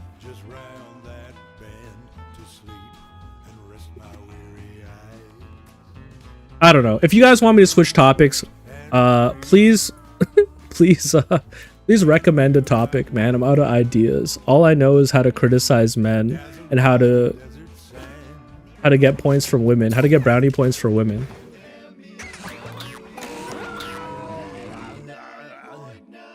Anyone watch the On Cinema Oscar special last weekend? Anyone fuck with Tim Heidecker and Greg Turkington? Anyone still think that postmodern comedy in a post-postmodern society is still funny? They're gonna be like, Unk is still into the ironic form of comedy when we have moved past that into neo-humanism. Unk is so behind. Ah, anyone know what I'm talking about? Do I know what I'm talking about? All right, we have success. No, we need a female. That reminds me of the guy in the Manosphere podcast that couldn't open a pickle jar. What are some of my favorite fashion brands and houses? Okay, great question. This is about to expose myself as a fake fan of fashion. I know very little about the fashion industry. What I'm interested in is upcycling clothing, making clothing.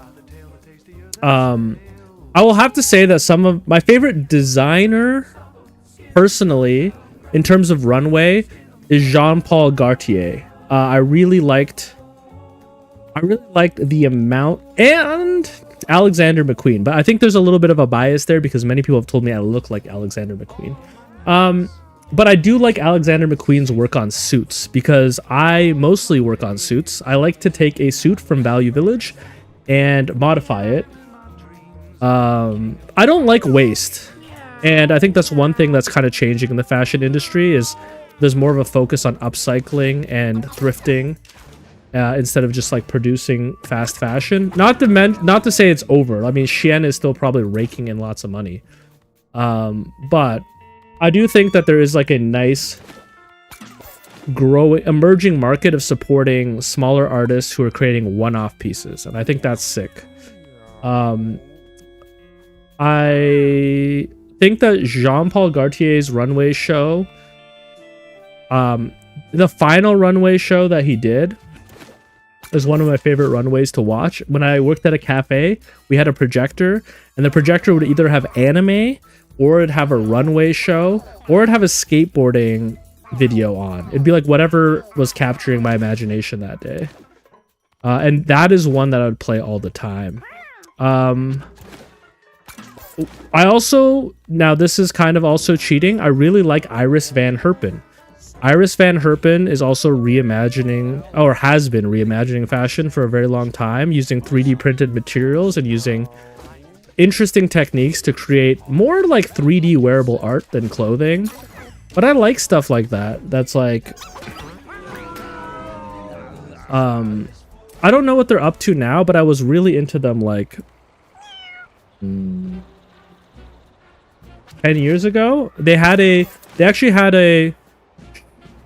not a show. They had what would it be called?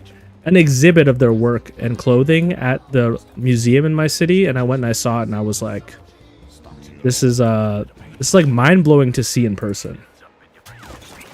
I also like, what's her name? Mikhail? I mean, I'm naming a bunch of like really big names that are kind of probably a little bit of a boring answer, but it's just what comes to mind. Is it Michaela Stark?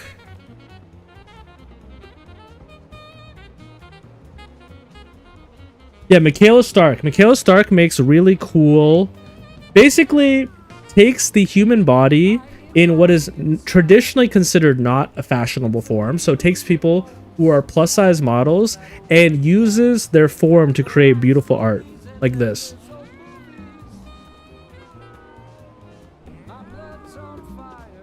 It might freak you out, but I think it's very interesting, and I think, you know, I think the human body, it makes us feel so many extreme things, especially our relationship with our health and our body. I think to turn that into very non-traditional, beautiful art is a very cool thing to do. So I almost called it body horror, which is really fucked up and fat phobic and is not what I think of it, but it's like, you know, I always found body horror to be humanizing because it made me more in touch with the fragility of our form and the fragility of our health. So in that sense, it kind of gives me the same feeling. It gives me the same feeling where it's like, I feel more connected to my body when I see the way that other people have experimented with their body, if that makes sense. I'm not trying to say it's body horror. There's got to be a better way to say that.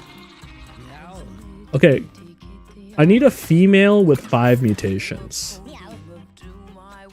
Anyways,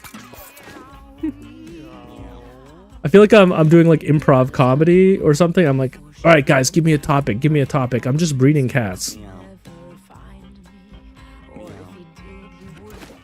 I am thinking about that shawarma poutine, man. No, I'm on a meal plan. I'm supposed to eat. I have a dinner date with chicken breast and broccoli tonight. Maybe a little rice.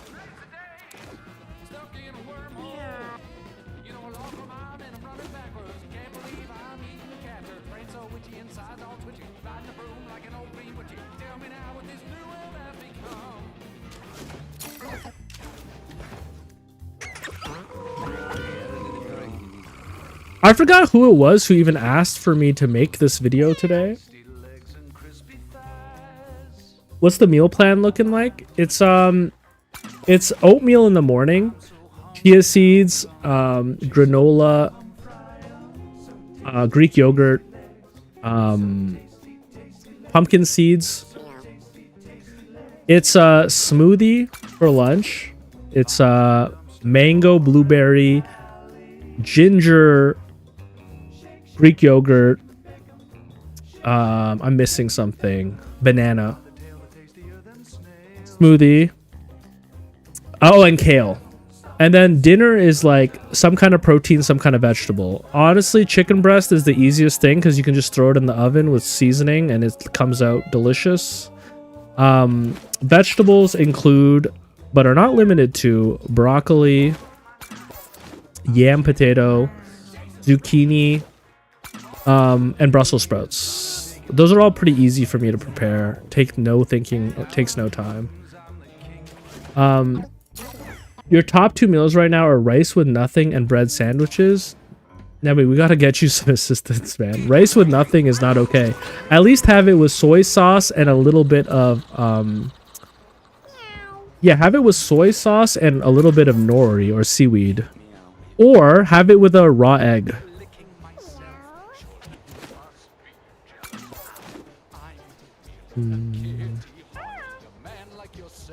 Grandma Alice.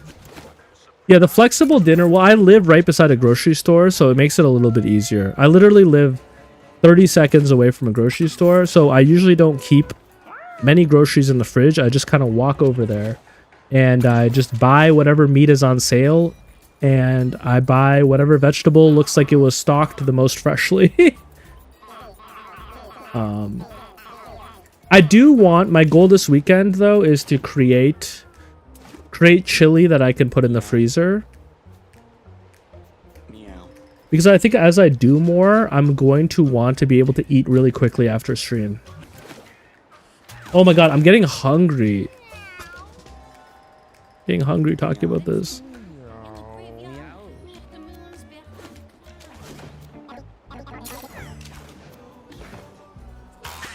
You know what, man? If anyone feels brave, I would welcome someone hopping into a Discord call.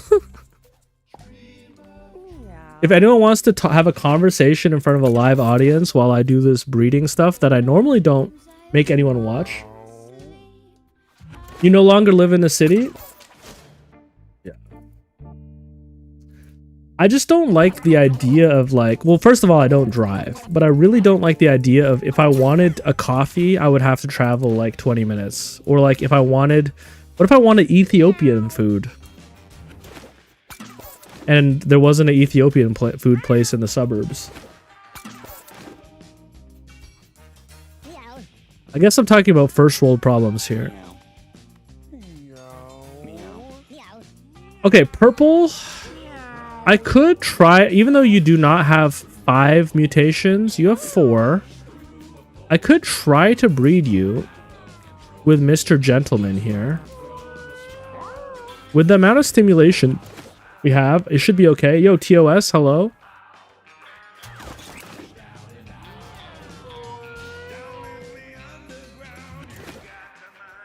We're just doing breeding today, so you didn't really miss much. We have 7 out of 10 mutations we want. Here you go.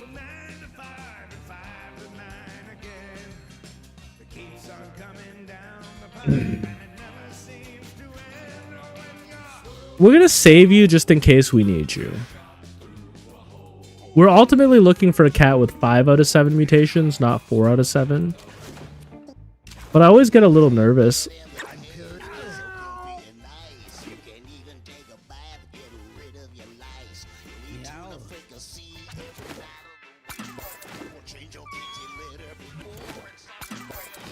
Also, who are your parents again?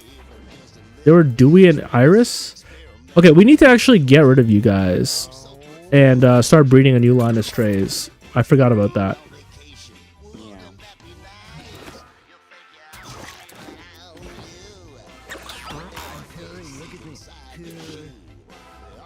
You got 5 7s.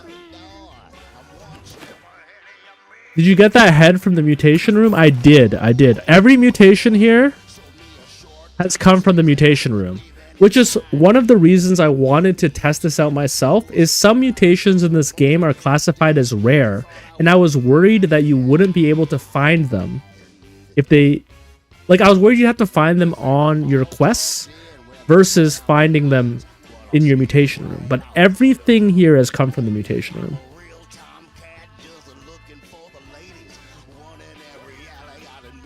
And I have seen the reroll dice tail, but I wasn't able to breed it into my family when I saw it. So I'm pretty sure that all mutations are available.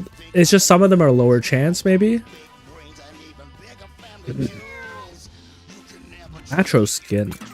Oh man, I'm thinking about that shawarma poutine, man. It has a grip on my psyche right now. Honestly, I should get rid of the cats I'm not using.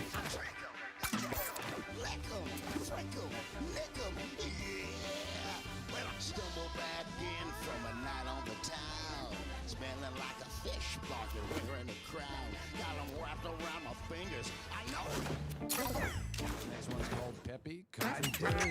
Sounds like some lazy songwriting.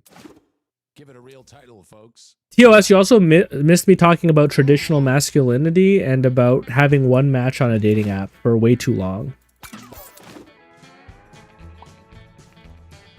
Oh, we did it! We got it! We got it. Okay, maybe it's not classified as rare. Here we go. Female with 6-7 stats that can breed with Mr. Gentleman.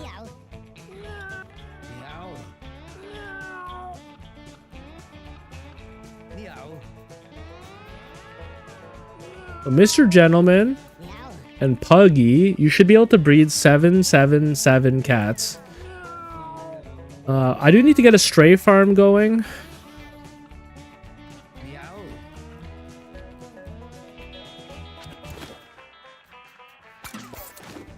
So just to make sure, you're putting a clean 7-7 cat into the mutation room, and once it has one single mutation you're looking for, I'm breeding it with my studs.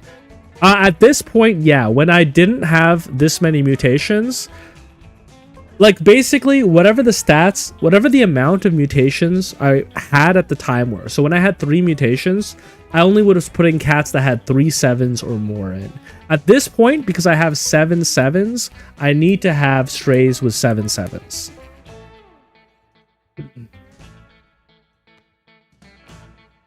Which is why it's important that we also focus on breeding in this room, which I haven't really been focusing on enough. It's good to get rid of... You love asparagus. Asparagus is gone, so you guys should be breeding.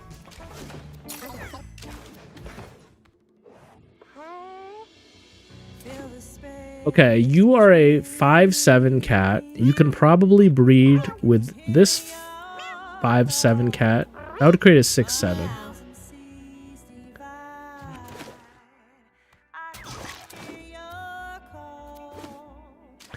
So it is a little bit tougher because we're doing 2 breeding games now. We're doing our stud breeding and we're doing our stray breeding. You suck. As we find better strays... Okay, like look at Fabrice here. Fabrice, you're going in here. Vinicus, you're out of here. So these two have a 25% chance of... Hold up, no, it's less than that. You only have 4 7s. Whoops. We need a better female cat. So happy I stayed up late executing a run on Boneyard with 4 quest items. I've been avoiding it like a plague, and now I've got a huge gold spike investment. Congratulations. I think that's pretty tough, right? I've been a little bit too scared to do that myself. Meow. Arnold Schwarzenegger type cat. Trey Spoke, are you also a YouTuber? Because I swear I saw a I swear I saw a Mewgenics thumbnail that said completed Boneyard with 4 quest items. Okay, TOS, thank you for checking. You can get... So that was a rare mutation. What should I prioritize furniture stat-wise if I'm starting on mutations? I have minus 60 stim and appeal. Okay. Oh, I have like 60 stim and appeal. 60 stim is enough because we got to 7 mutations with 60 stimulation.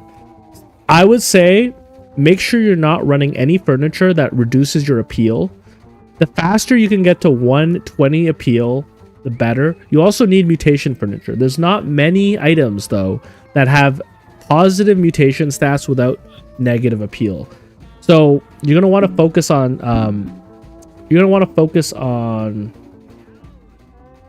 show me what the tail does again. Bonus attack.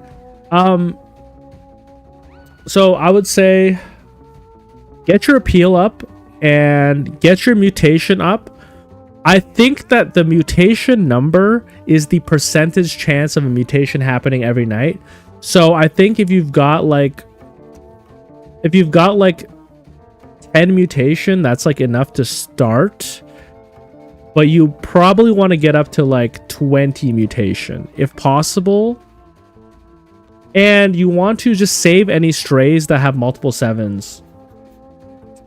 I mean, appeal number 1, mutation number 2. Oh no, it's not from the Slenderman. Okay, so it's not a rare mutation. Thanks, TOS.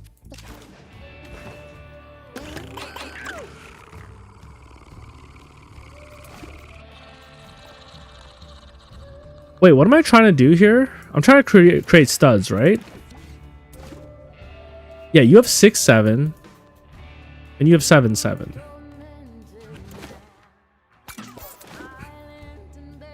Yo, Mark.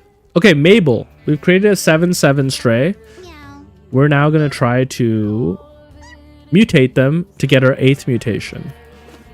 Now we can get an 8th mutation because our stimulation is at 90.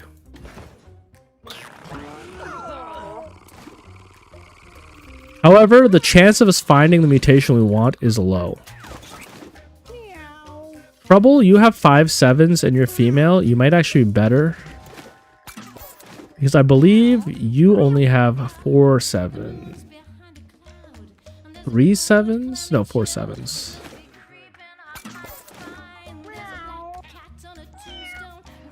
I'm getting a little bit of bad luck. There we go. We got our next generation of studs. Gunga, you're a legend. Purple, I can get rid of you.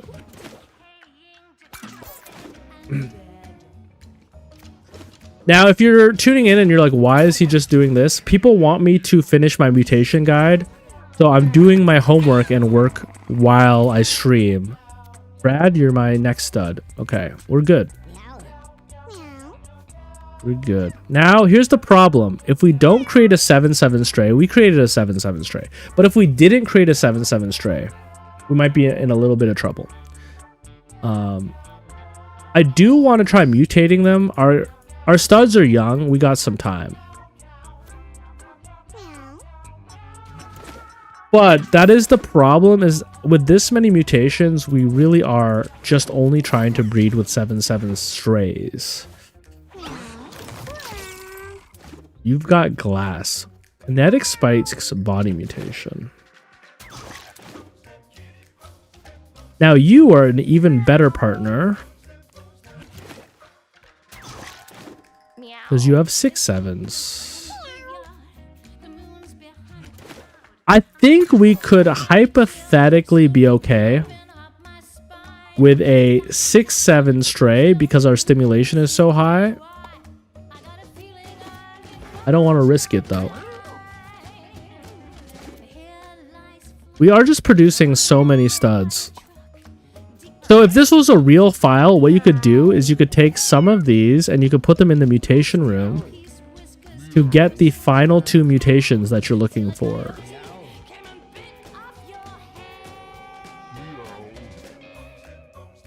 Kitty bones them, kitty bones. An idea for some videos I thought would be cool are looking at common tier items that can set you up for strong runs with more inconsistent classes like Necro and Tinkerer. That's not a bad idea at all, yeah. Looking for like things to keep that so that you can build around later. So look, he's got another mutation now, and it's the eyebrow one, 5% chance to inflict fear. But he's kept all of his other mutations. He would not overwrite his mutations. So that is why it's good to hand pick your mutations, because you can go get the rest of the mutations later if you still wanted 10 mutations. Okay, Papina, you are great. We want 7-7 strays. Now, the question is, do I start breeding my next generation of studs? Maybe I do, just to be safe. Papina? Peppina and Brad go at it.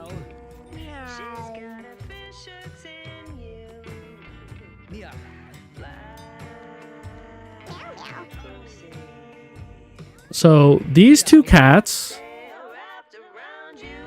have like, I don't know the math, but they have a pretty good chance, like a 30% chance of producing a cat that has 5 out of the 7 mutations I want.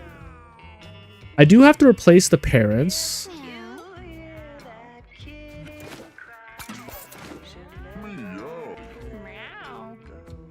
Or else we'll have inbreeding problems.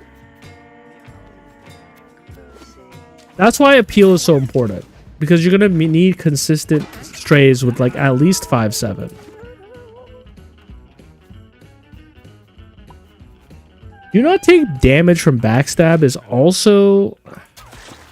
That, do you think do not take damage from backstab is better than 10% crit chance? That actually is better, isn't it?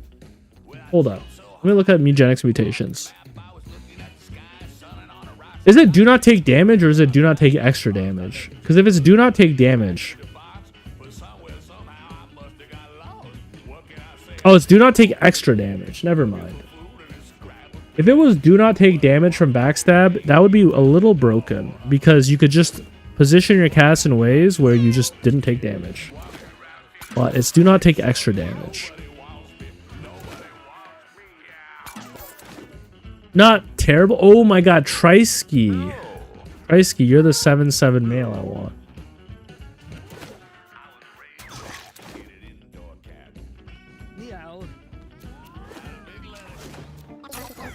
I guess, you know what? One thing I could do, instead of replacing both parents, I think I could just replace one parent over and over again until they were not inbred. Now that I think of it. I don't need to be removing both parents. Oh, Mr. Crank. You're exactly what I was looking for. Alright, so this is proving to be easy with the stat lines that I have. Because we've already produced our 5-7 mutation cat, Mr. Crank, and now they can breed with Gunga to create our 7-7 mutation cat.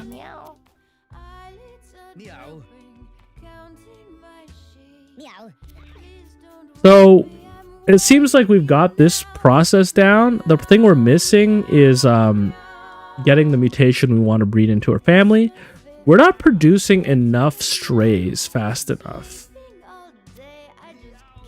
Which is a little sad because we have so much appeal. But I think I've been making a mistake here. And this is why I wanted to test the method. I think instead of replacing both parents, I could just keep breeding their children with new strays.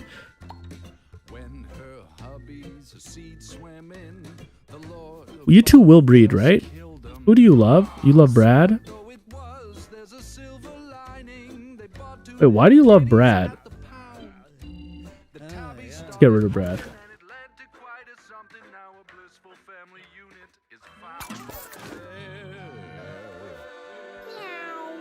Yo, when Stream Elements says thanks for subscribing, it means thanks for subscribing to my YouTube channel, right? It doesn't mean like someone got a membership.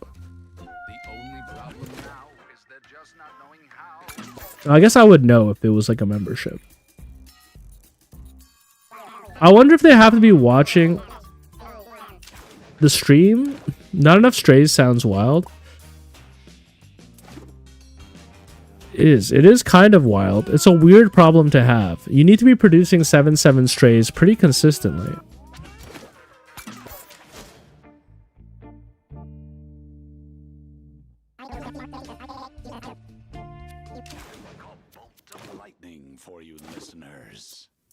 Okay. Let's just get rid of these cats to clear some. I don't think my YouTube stream has a membership on. Wait, really? What the hell? Oh, by the way, I forgot to mention this at the start of stream. I chose to run ads today.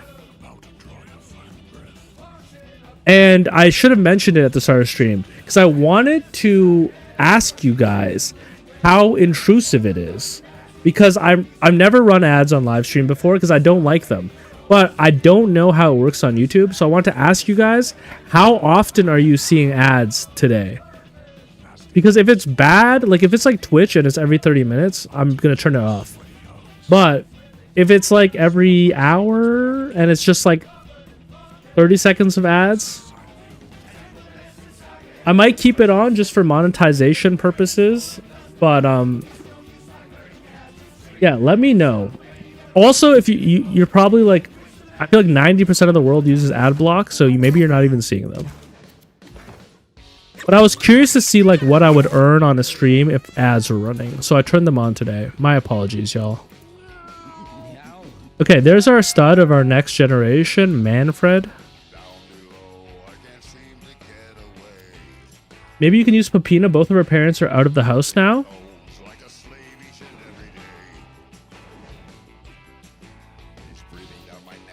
Oh, wait, no, but Peppina was bred into our family, Julia.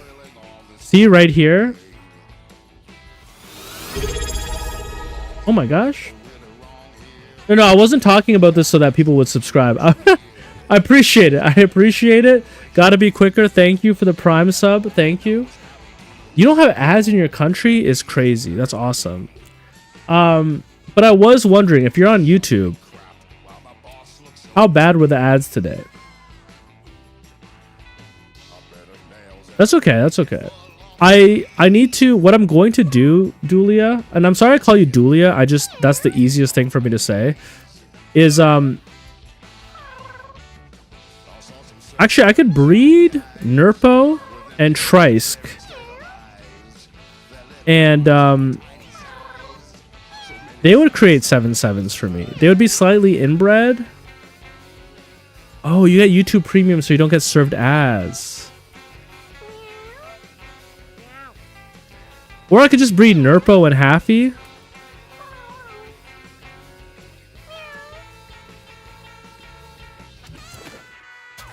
Maybe that's better. Nurpo and Haffy.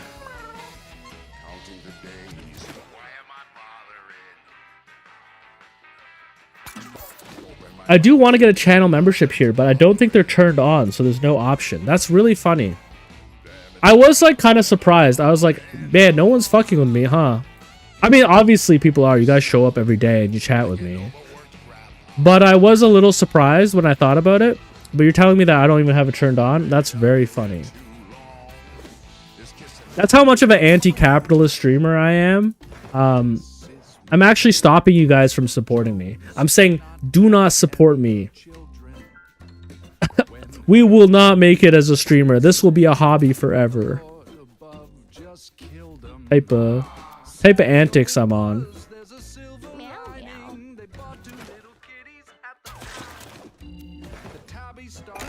Man, my tummy has just been like rumbling. Sorry. I really want that shawarma poutine again. Is all a bustle with feline fur and muscle and the Joneses hearts I don't really like, I feel like if I'm gonna monetize my channel, I think I need to kind of like offer you guys some like rewards.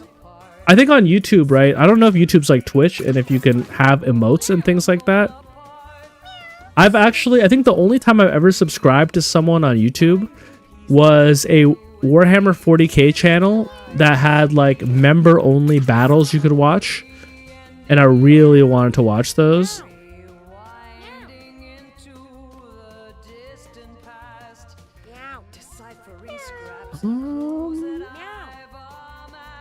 But I think like for channel memberships on YouTube, it's very common to have like content that's like basically for members only.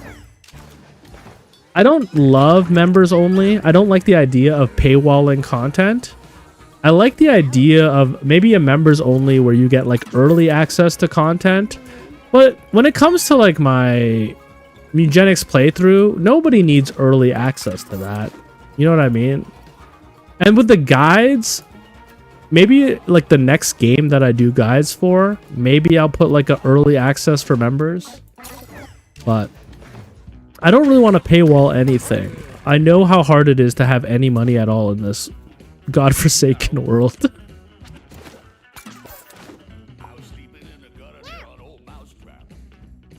Vichka.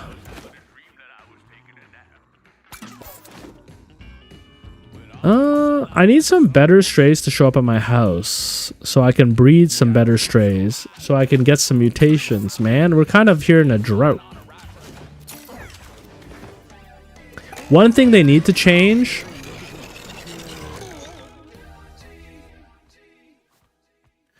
just for the love of the game, I appreciate it. I mean, you already...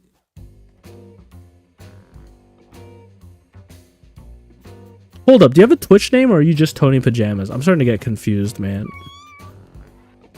But I do appreciate that. Thank you.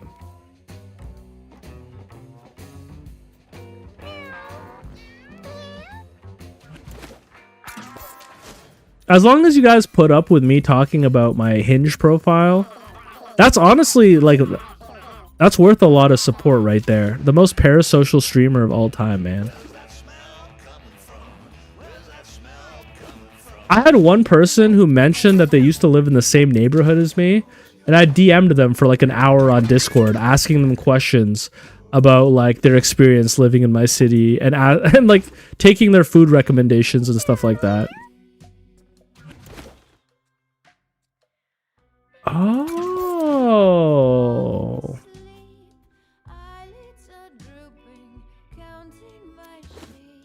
Well, thank you, Tony. Thank you. I appreciate you being on both platforms. Guys, we're kind of in a drought for 7/7 cats. These two are not producing them, which is crazy because they have a 50% chance to produce them. You heard Bumble is better, SD Kid? Okay, can I tell you something really embarrassing? I have downloaded Bumble like maybe 10 times in my life. I have never gotten a match on Bumble in my life. Okay?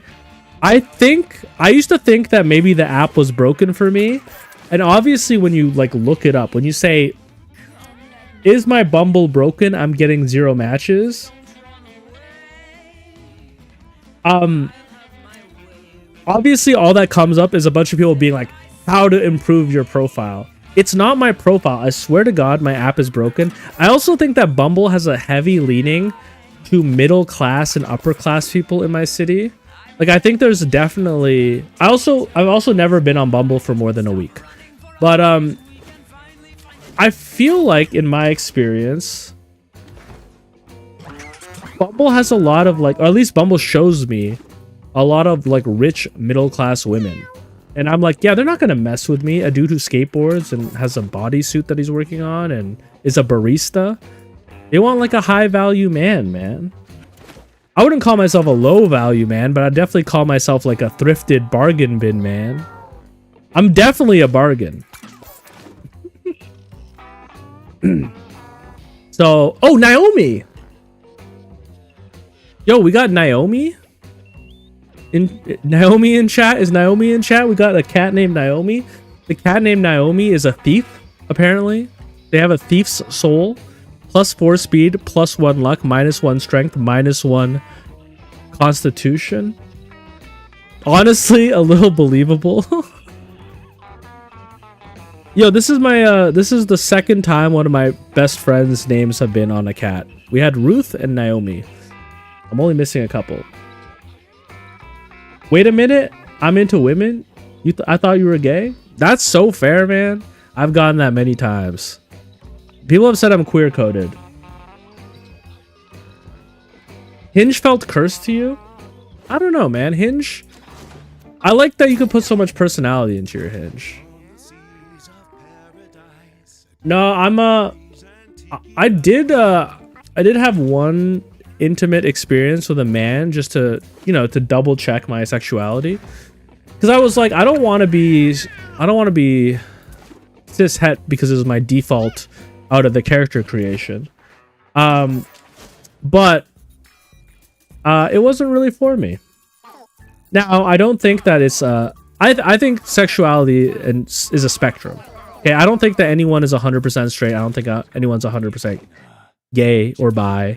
I think there's probably a situation where I could be intimate with a man, but it just hasn't come up in my life. I could maybe be part of a threesome with a guy. I don't know. Does that make you bi? Can I talk about this on YouTube, or am I about to get banned? Ban hammer coming. All right, let's just replace you.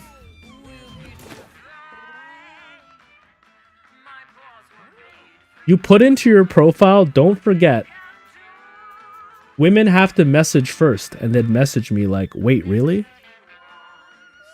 Interesting. Maybe you had a good hook. Maybe that was a good hook. Honestly, it was my name and profile picture. Yo, what's wrong with Sunny Angels? Okay, that's supposed to represent me. I'm a Sunny Angel. Look, it's me. With the... I made that.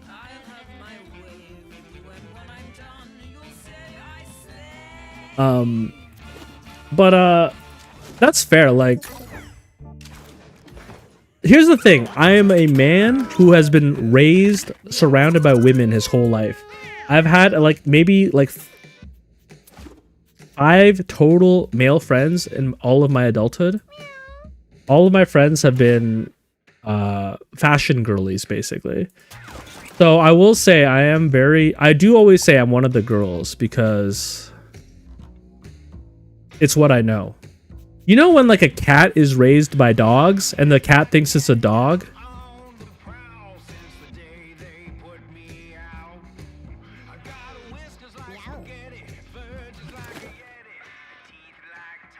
Yeah, and Bumble men can't send messages first. Yeah, I do know that, but I didn't get a single match on Bumble, man. I'm a little bit salty.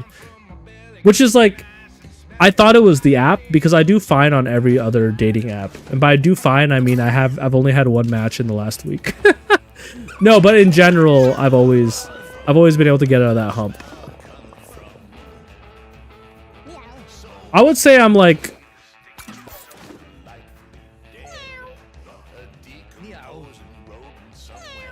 I'll say I'm a pretty average catch. I think the worst thing about me is that if you're like middle class or you're looking for like a dude who's going to take you on vacation, that's obviously not me. But if you're looking for someone who has like a spiritual, philosophical, pseudo-intellectual, and a certain degree of like introspection and self-awareness, then I'm a bargain bin catch, man. I'm like when you go to Value Village and you find some old something Kangol, or you find something Rockaware and you're like, damn, bro, this Rockaware jean jacket would have gone crazy in the 90s, man. And now it's just sitting here at Value Village. Yo, you know Miles?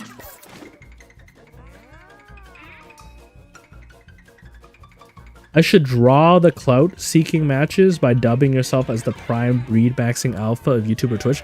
I'm actually like, I did include that that I stream video games, but I did that more as like a warning. I don't think anybody's looking at that and saying, oh my god, I am drenched. He streams video games? Oh my god, I'm basically submerged. No, it's more like a warning. I think that like, I understand the things you shouldn't be saying if you stream games. I understand the feeling women have about video games and the desire to not be with a man who is a gamer. Because 9 out of 10 times, being a gamer comes with certain qualities that one may not want to cream cheese. Now, one may not want to like live with. For example, let's say the new Final Fantasy XIV patch came out. I would be, understandably, staying up until release night or release hour so that I could play it the second it went live.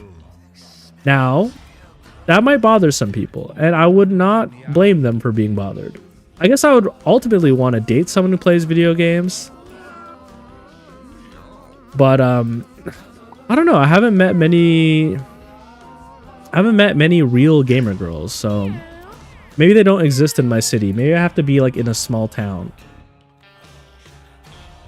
Or they exist and they're just not unhinged. They're literally just playing Pokepedia or whatever that new game is, and they're not leaving their house. I need to find a way to burst through their screen and be like, I've been looking for you my whole life. Ah.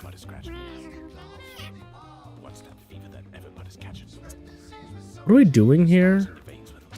I don't know. Ends up in your brain, it'll make you insane. As we talked about earlier, I'm not really in a rush to get into a relationship, so I'm not sweating it. I just think it's funny to keep the updates for you guys. Eyes on fire, teeth are aching. I feel so hot, man. Yeah, no. Sorry, women are 50% of the gaming population. I just think maybe I'm in the wrong places. I think I don't even know if I necessarily want a gamer girl. I might be gamer girl enough for any relationship. But realistically, I don't really have a type. Do you guys see yourself as someone who has a type? You know what I'm talking about? If you're in a relationship, it might be an awkward question to answer. But do you know what I'm talking about when I say like type? Is there like a type of person that you consistently date or attract or go for? I definitely do not have a type.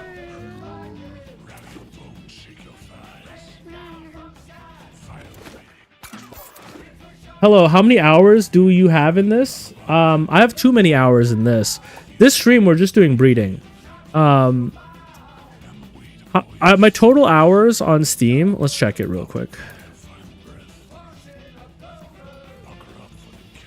I'm scared to see this number. I have 300 hours in this game.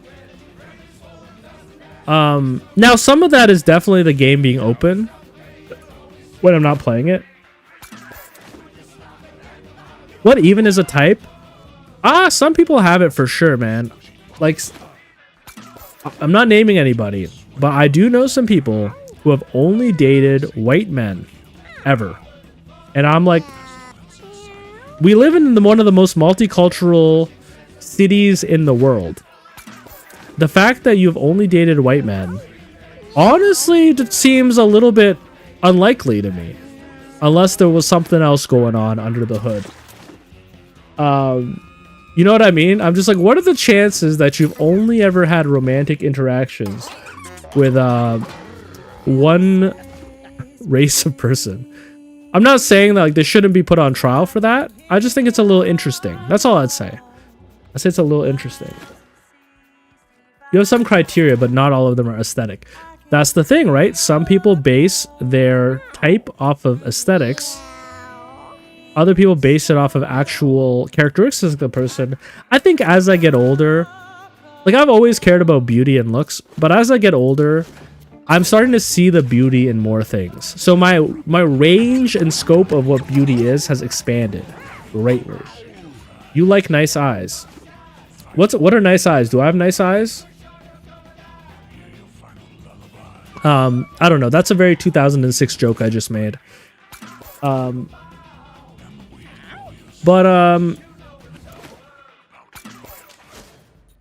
My type used to be girls who were mean and would ruin my life, at least a little bit, but I've mostly grown. Yo, do you think that's a bipolar thing? Me too, man. I for example, have had many feelings for many women with BPD. And there's probably a little Freudian element to it. There's probably something Freudian about that.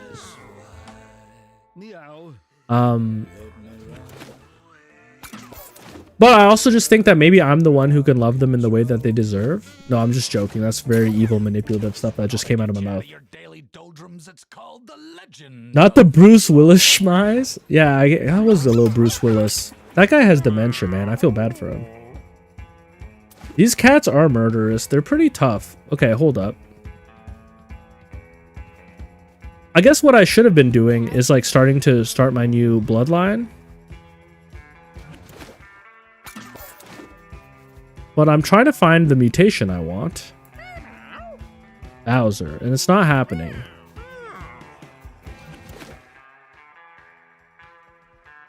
For me, it's not even that I can fix her. I don't think I can fix her at all. I have no intention of fixing her. For me, it's just like this might be the only person who could understand me. I think I felt like the only people who could have a true soul connection with me is someone who was like as messed up as me. So I was looking for like the most messed up people because I was like, anyone neurotypical is not going to really understand what I've been through.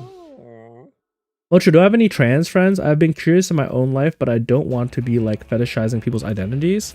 I don't have like I I don't have a trans best friend, but I definitely have trans friends. It's quite common in my city. You're gonna encounter trans people. One of my baristas is trans. One of my like favorite baristas. An organizer in the skateboarding community that I really respect, and I've been to many of their things, is trans. But no, that's not too much. That's a fair question, man. I'll just say this: I don't really frequent enough queer spaces to have a ton of trans friends, but in my city it's pretty common. And I also, y'all are not gonna believe me, but I don't even really think about it. Like, if someone tells me their gender is something, there's not even a part of me that's like double checking. I'm just like, sure. Like, I like literally, man who's so woke he doesn't even see gender. But kind of a little bit. Like, I don't really see gender maybe as harshly as other people see it. Obviously, you know, obviously I'm always going to a little bit since that's how I was socialized, but it doesn't really cross my mind. It's so normalized in my friend group and in my community. Toronto is very queer safe. Oh, I didn't even see this message. I dated a woman with BPD, did legitimately ruin my life for a bit, would not recommend it. Yeah, BPD is tough, man, but I have a lot of empathy because we don't get to decide the disorders that we have. I may also have a personality disorder, but I don't officially on paper, so I am spared. Alright, I think we have to start breeding our next generation. Now, we have a backup, so I think what we'll do here is I am going to only replace one of these strays in the room. So for now, it'll be Takumi coming in. And we're going to have a little bit of similar strays that we're breeding into our family line, but I think it'll be okay. I mean, if someone presents female, I'm down either way. It doesn't really make much of a difference to me. I mean, I've never been intimate with someone who's trans. I do think, okay, I don't know. I'm trying to think of like the right way to say this because I don't want it to be misconstrued. But I think my only trepidation with dating someone who is trans would be a similar trepidation that I have with dating people who are, for example, black. And it's like, I worry that I don't have enough knowledge to really see you and understand the kind of difficulties and challenges in your life, right? And I think that when you're with someone, it's important, right? I think you can obviously make an effort to learn, but I would be like, I don't know if we have enough shared lived experience for me to actually show up in a way where I'm seeing you instead of just like empathizing for you. The same way that if I dated someone who had struggled with addiction, I would know that I have a limit to how much I can really understand their experience. And that limit is going to affect my ability to care and love and understand that person. Or the same way that if someone who is neurotypical wanted to date me, I would be like, there is a limit to how much you can understand my experience. So my only trepidation, it wouldn't stop me from trying, but I would have to communicate to that person and be like, I want to understand you, but there's a chance that I might not be able to. Or like the closest thing I could get is like some real like sympathy, but I don't know if I could like really understand what you've been through. The same way a neurotypical person could not understand how my mind works, you know? So that would be my only concern with dating. It would be like, I just don't want you to be with someone who doesn't get you. Does that make sense? I would try it. I would try it. But I just have to be vocal about that. TOS, this is peak content. Yeah, I mean, when there's no gameplay to talk about, man, my mind goes to some crazy stuff. But I think it is important. I think it's important to be able to understand where your partner is coming from on some of their trauma and experiences. Or else, like, why are you dating? Oh my god, this guy... He sounded like Tommy Wiseau. Ahaha. Meow. Ahaha. What a story, Mark. Bipolar and BPD are so different. Mania is not the same as anger episodes. No. People with BPD are so different. BPD is a personality disorder. Bipolar is a chemical imbalance. No, I understand. It's not... It can be very messy. I think it also depends on how old that person is and where they are in their journey. Because I do think BPD is one of those things that gets easier as you get older. I think if you're 30 with BPD, it's a lot easier than when you're 20 with BPD. Oh, hi, Gustav. What the story, Mark? I got the results of the test back. It's definitely cancer. Hi, Johnny. You're my favorite customer. Oh, hi, Kat. I can't even be proud of liking The Room anymore because it became pop culture in my lifetime. But when I was in high school, nobody knew what that was. Yeah, it's like there's a chance that I have a personality disorder as well. But I will say it has calmed down as I've gotten older. Gary, what if we bred you with your mom? Would that be okay? We'll try.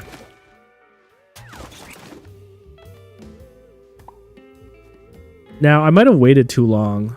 Man-child. I know a couple of those. I mean, we might as well breed man-child.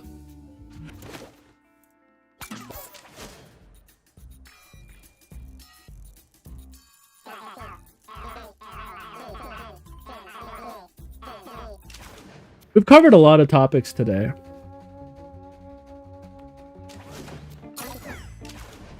Covered a lot of topics today. I'm trying to speedrun getting canceled. I probably said something that wasn't woke at some point, but I mean, truthfully, I just do my best, and if there's something I can work on, I'm always happy to work on it. I'm definitely not... I don't have the perfect based opinions. I'm not Hassan Piker. I'm still learning. And that's okay, man. If we expected everyone to be perfect off the rip, we'd be living in a crazy world.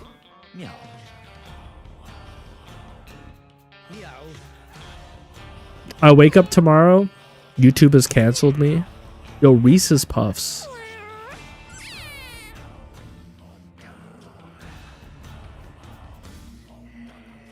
Gary, what if we breed you with your mom? That's the type of game we're playing, man. That's the type of game we're playing.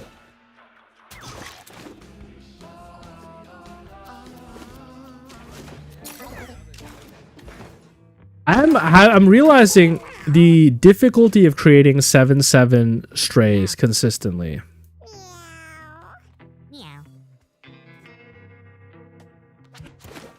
I almost wonder if we should be breeding like one of you with your mom. Like, do you think this will increase my do you think this will increase my breeding coefficients too much? Or do you think this is safe? Let's try it. Let's see what happens. I do have a backup somewhere. Guys, any more controversial topics you want me to take on before I end today's stream? Maybe I'll have to change the name of this video to Don't Watch This One.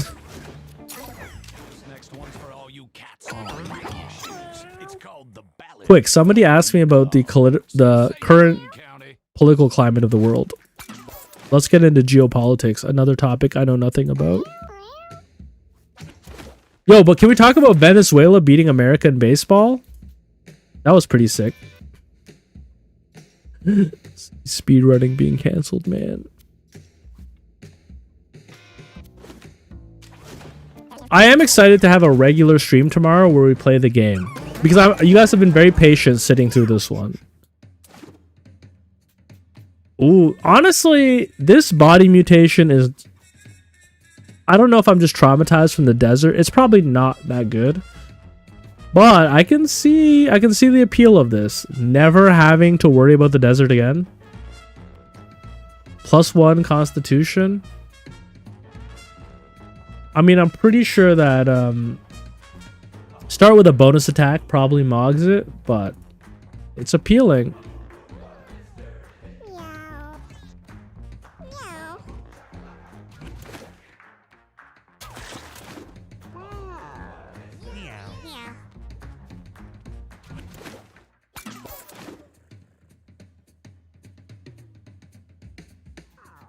Meow. Boys, the name is Dirty Mittens. We need to how old is okay, no, we're gonna be fine. This guy's a little old, but it ain't that good. No, I'm just traumatized from the desert. Now I'm more traumatized from the labs.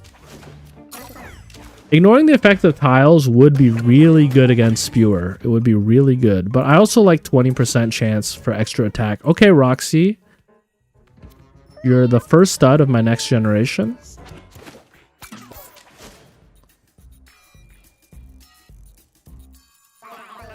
I do need to watch, what's it called? Plurbius?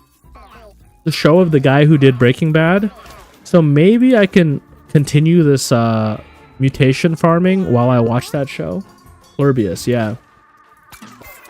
Anyone watch it? Would you recommend it? Is it good? I have a feeling it's going to be good because everything they've done is good, but I also really like that actress. What's her name? Rhea something?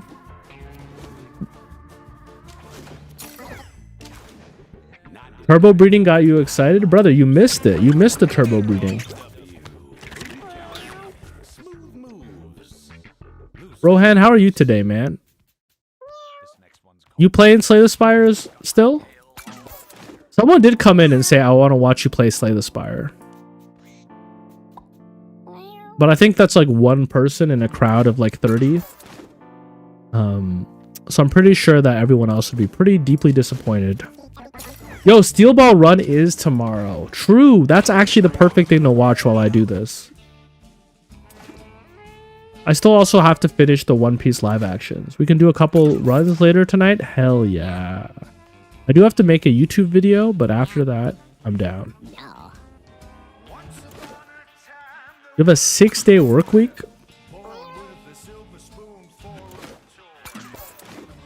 Is that just because it's like March break or whatever?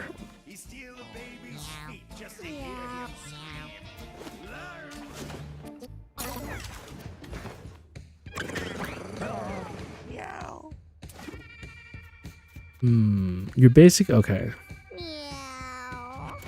I'm like starving for some reason. I might have like a tapeworm.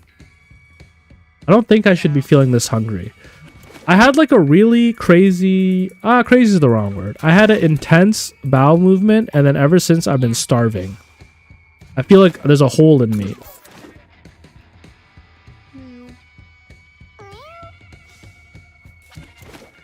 There's like a chance that I already have like some kind of parasite in me. Do you ever get that feeling where you're like, I feel like I'm sharing this body with something else? I hope it's a parasite. It might be a demon. Is this relatable to anyone? I'm like, I feel like there's yeah, I just cleared a room. That's probably how it went down.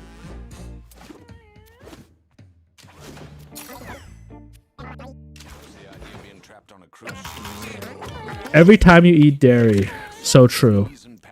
I'm probably a little bit lactose intolerant. I'm also definitely... Hold up. Are you a 5? Yeah, you are a 5. I'm a little lactose intolerant. I might be gluten intolerant.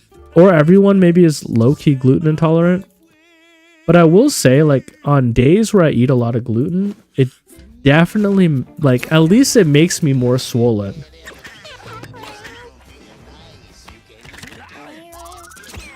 Do I make my own sushi? I have before, but it's a lot of work. It may be a parasite. Let's hope it's a demon. Guys, I had a phase where I was trying to summon a demon into my body. Because here's the thing. Oh, if I ate my own sushi, I'd have a chance of giving myself a parasite. I see.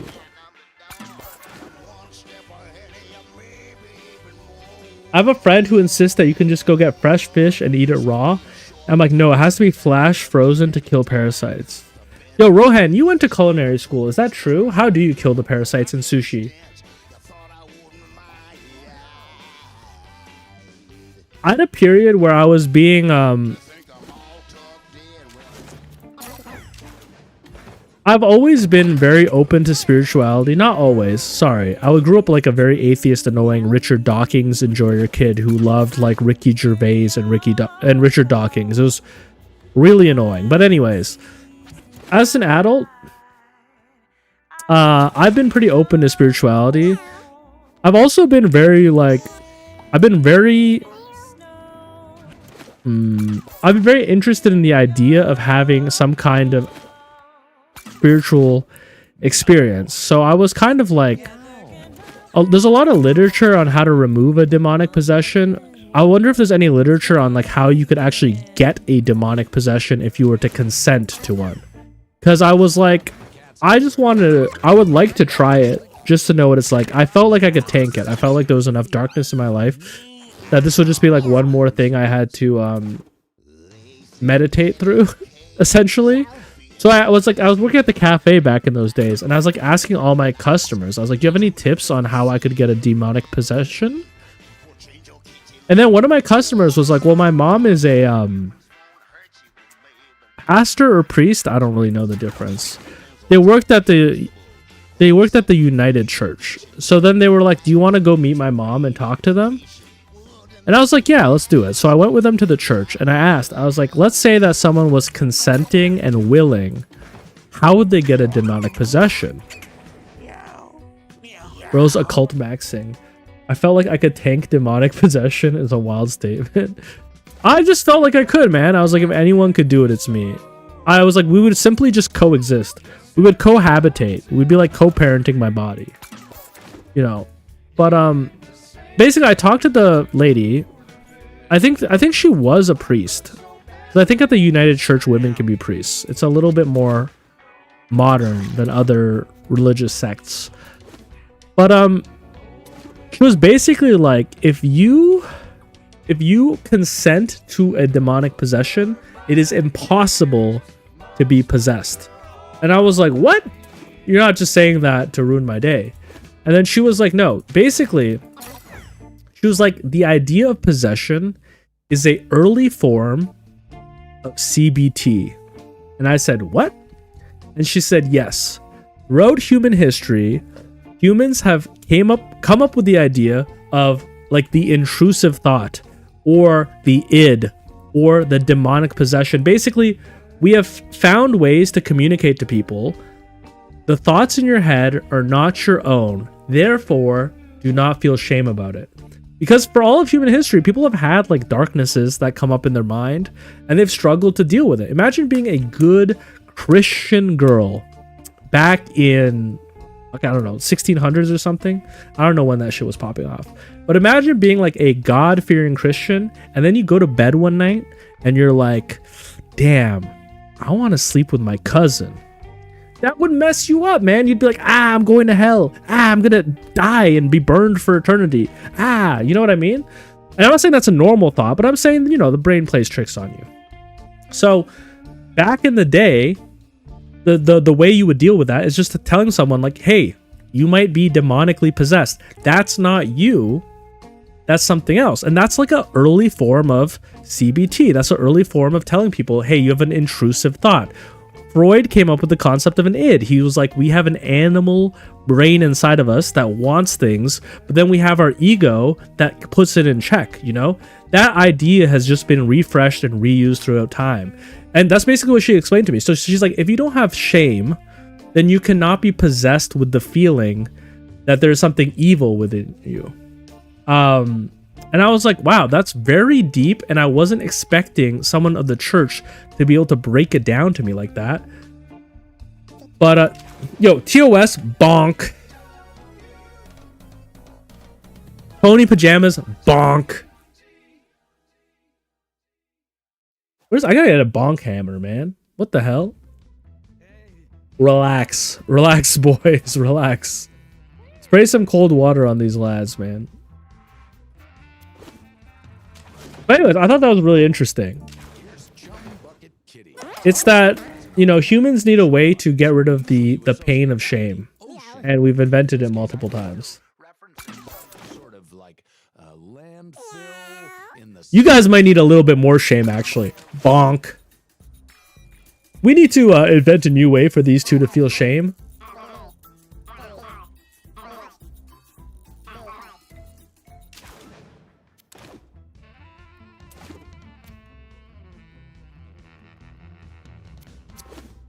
What are we doing here?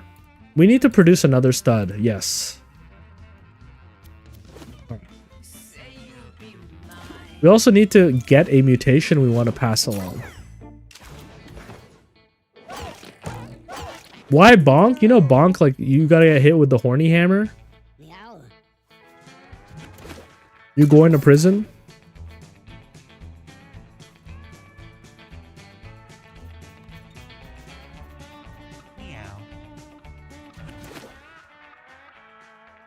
Guys, I'm gonna chow down, man. I'm supposed to eat chicken breast and broccoli tonight, but I'm craving. I'm craving stuff, man.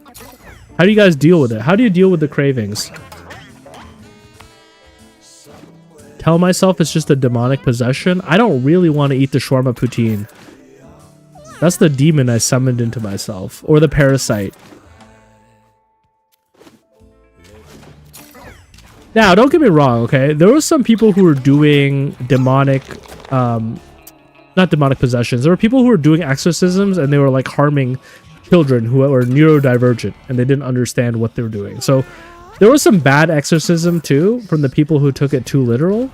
But basically the idea was it wasn't supposed to be literal. You're not cultured by the internet? Oh, okay, okay. My bad, my bad. I assumed anyone watching a live stream was internet pilled.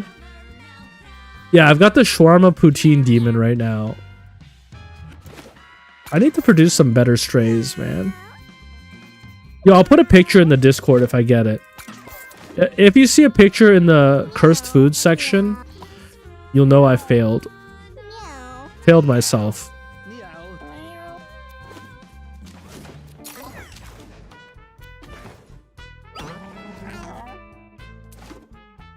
Okay. Please, man, I need seedism to avoid eating. It's true. True, man. I should renounce everything. I have renounced many things. In fact, I'm very proud of... I think my only vice is probably Uber Eats. And it's a bad vice, but it could be worse. It could be worse. I think I also maybe have too much pride, but not as much as when I was younger. That was more of a problem when I was younger.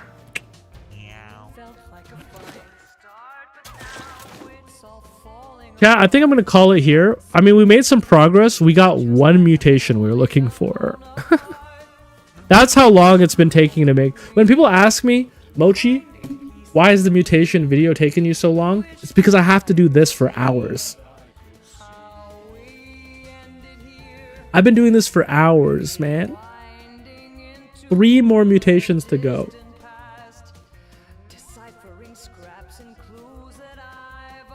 Tomorrow, we're going to go back to our main file. We're going to play some actual game. Oh my god, my tattoo's peeling like crazy.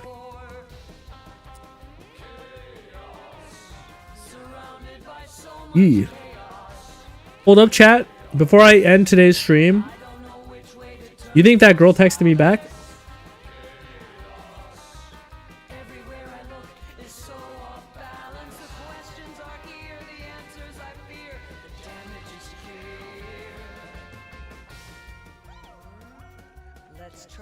No response from field. We are so cooked, guys.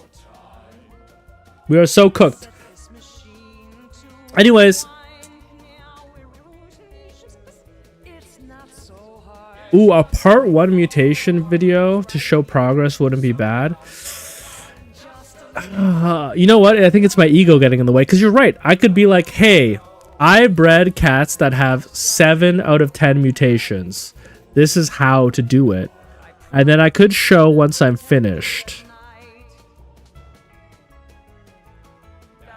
You think people would believe me, though? Would people believe that I could do 10 out of 10 if I show them 7 out of 7? Because I feel like from 7 to 10 is harder. Okay, if I get to 8, then I'll do it. Maybe. I don't know, because I will say this. I am kind of struggling at this point. I'm struggling to produce enough stray cats to get the mutation I want while the stud line exists. It has gotten substantially harder now that I've hit 7 mutations. Not even harder per se, it's just gotten slower.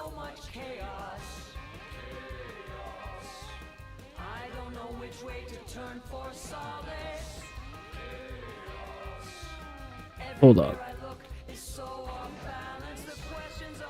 Fabrice, Pina. No, you guys are new. Yeah, I don't know. It's something to think about, Sneery. I think you might be right. I think it... Like, I've waited too long. The game's been out for more than a month, and people are still waiting for this information. I don't know. You really might have just convinced me with that. You might have... Because here's what I could do. 0 to 7 is the same as 7 to 10. I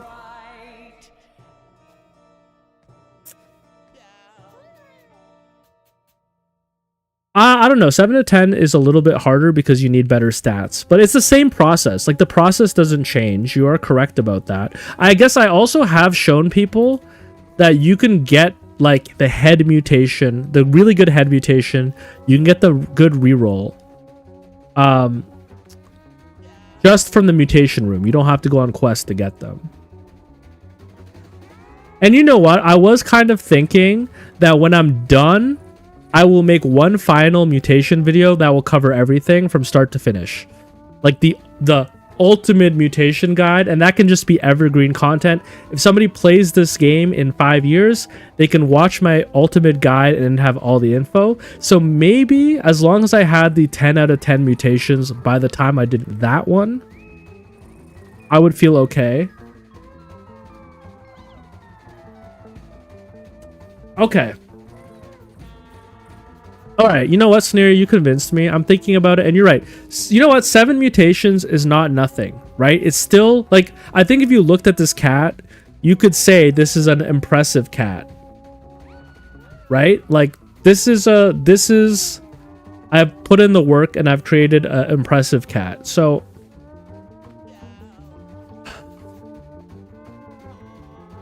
maybe it's just better to get the guide out. The people have been asking for it for a while. All right, I'll do that.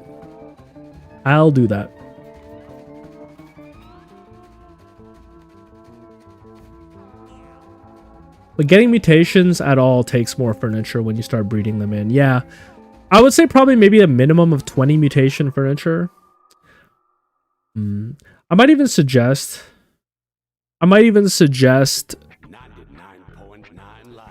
that if people have 7 cats and they don't have enough mutation furniture yet, that they... Well, I don't want to ever suggest inbreeding because it will mess up your line. You will increase your inbreeding coefficient, and then it will take a lot of work to breed it out. It's doable, but yeah. Okay, you guys convinced me. I'll work on that video. Maybe try to get it out. I don't know. We'll see when we get it out, but maybe I'll just start. Yeah. All right. Guys, great chat. Thanks for hanging out. Thanks for listening to my opinions on dating and masculinity. I know it's uncalled for. Nobody asked, but that's just the kind of stuff that comes to mind. We'll be back tomorrow with some normal Mewgenics, and I'll let you know how the guide is going tomorrow. I'll work on it a little bit tonight after I get that shawarma poutine. I don't know why I did that, but that was the parasite talking. That wasn't Mochi. Anyways, thanks for hanging out. I always appreciate that you guys are here chatting with me. It's very cool. Even if you're lurking, I appreciate that too. Shout out to the lurkers. I know there's some of you in there. And yeah,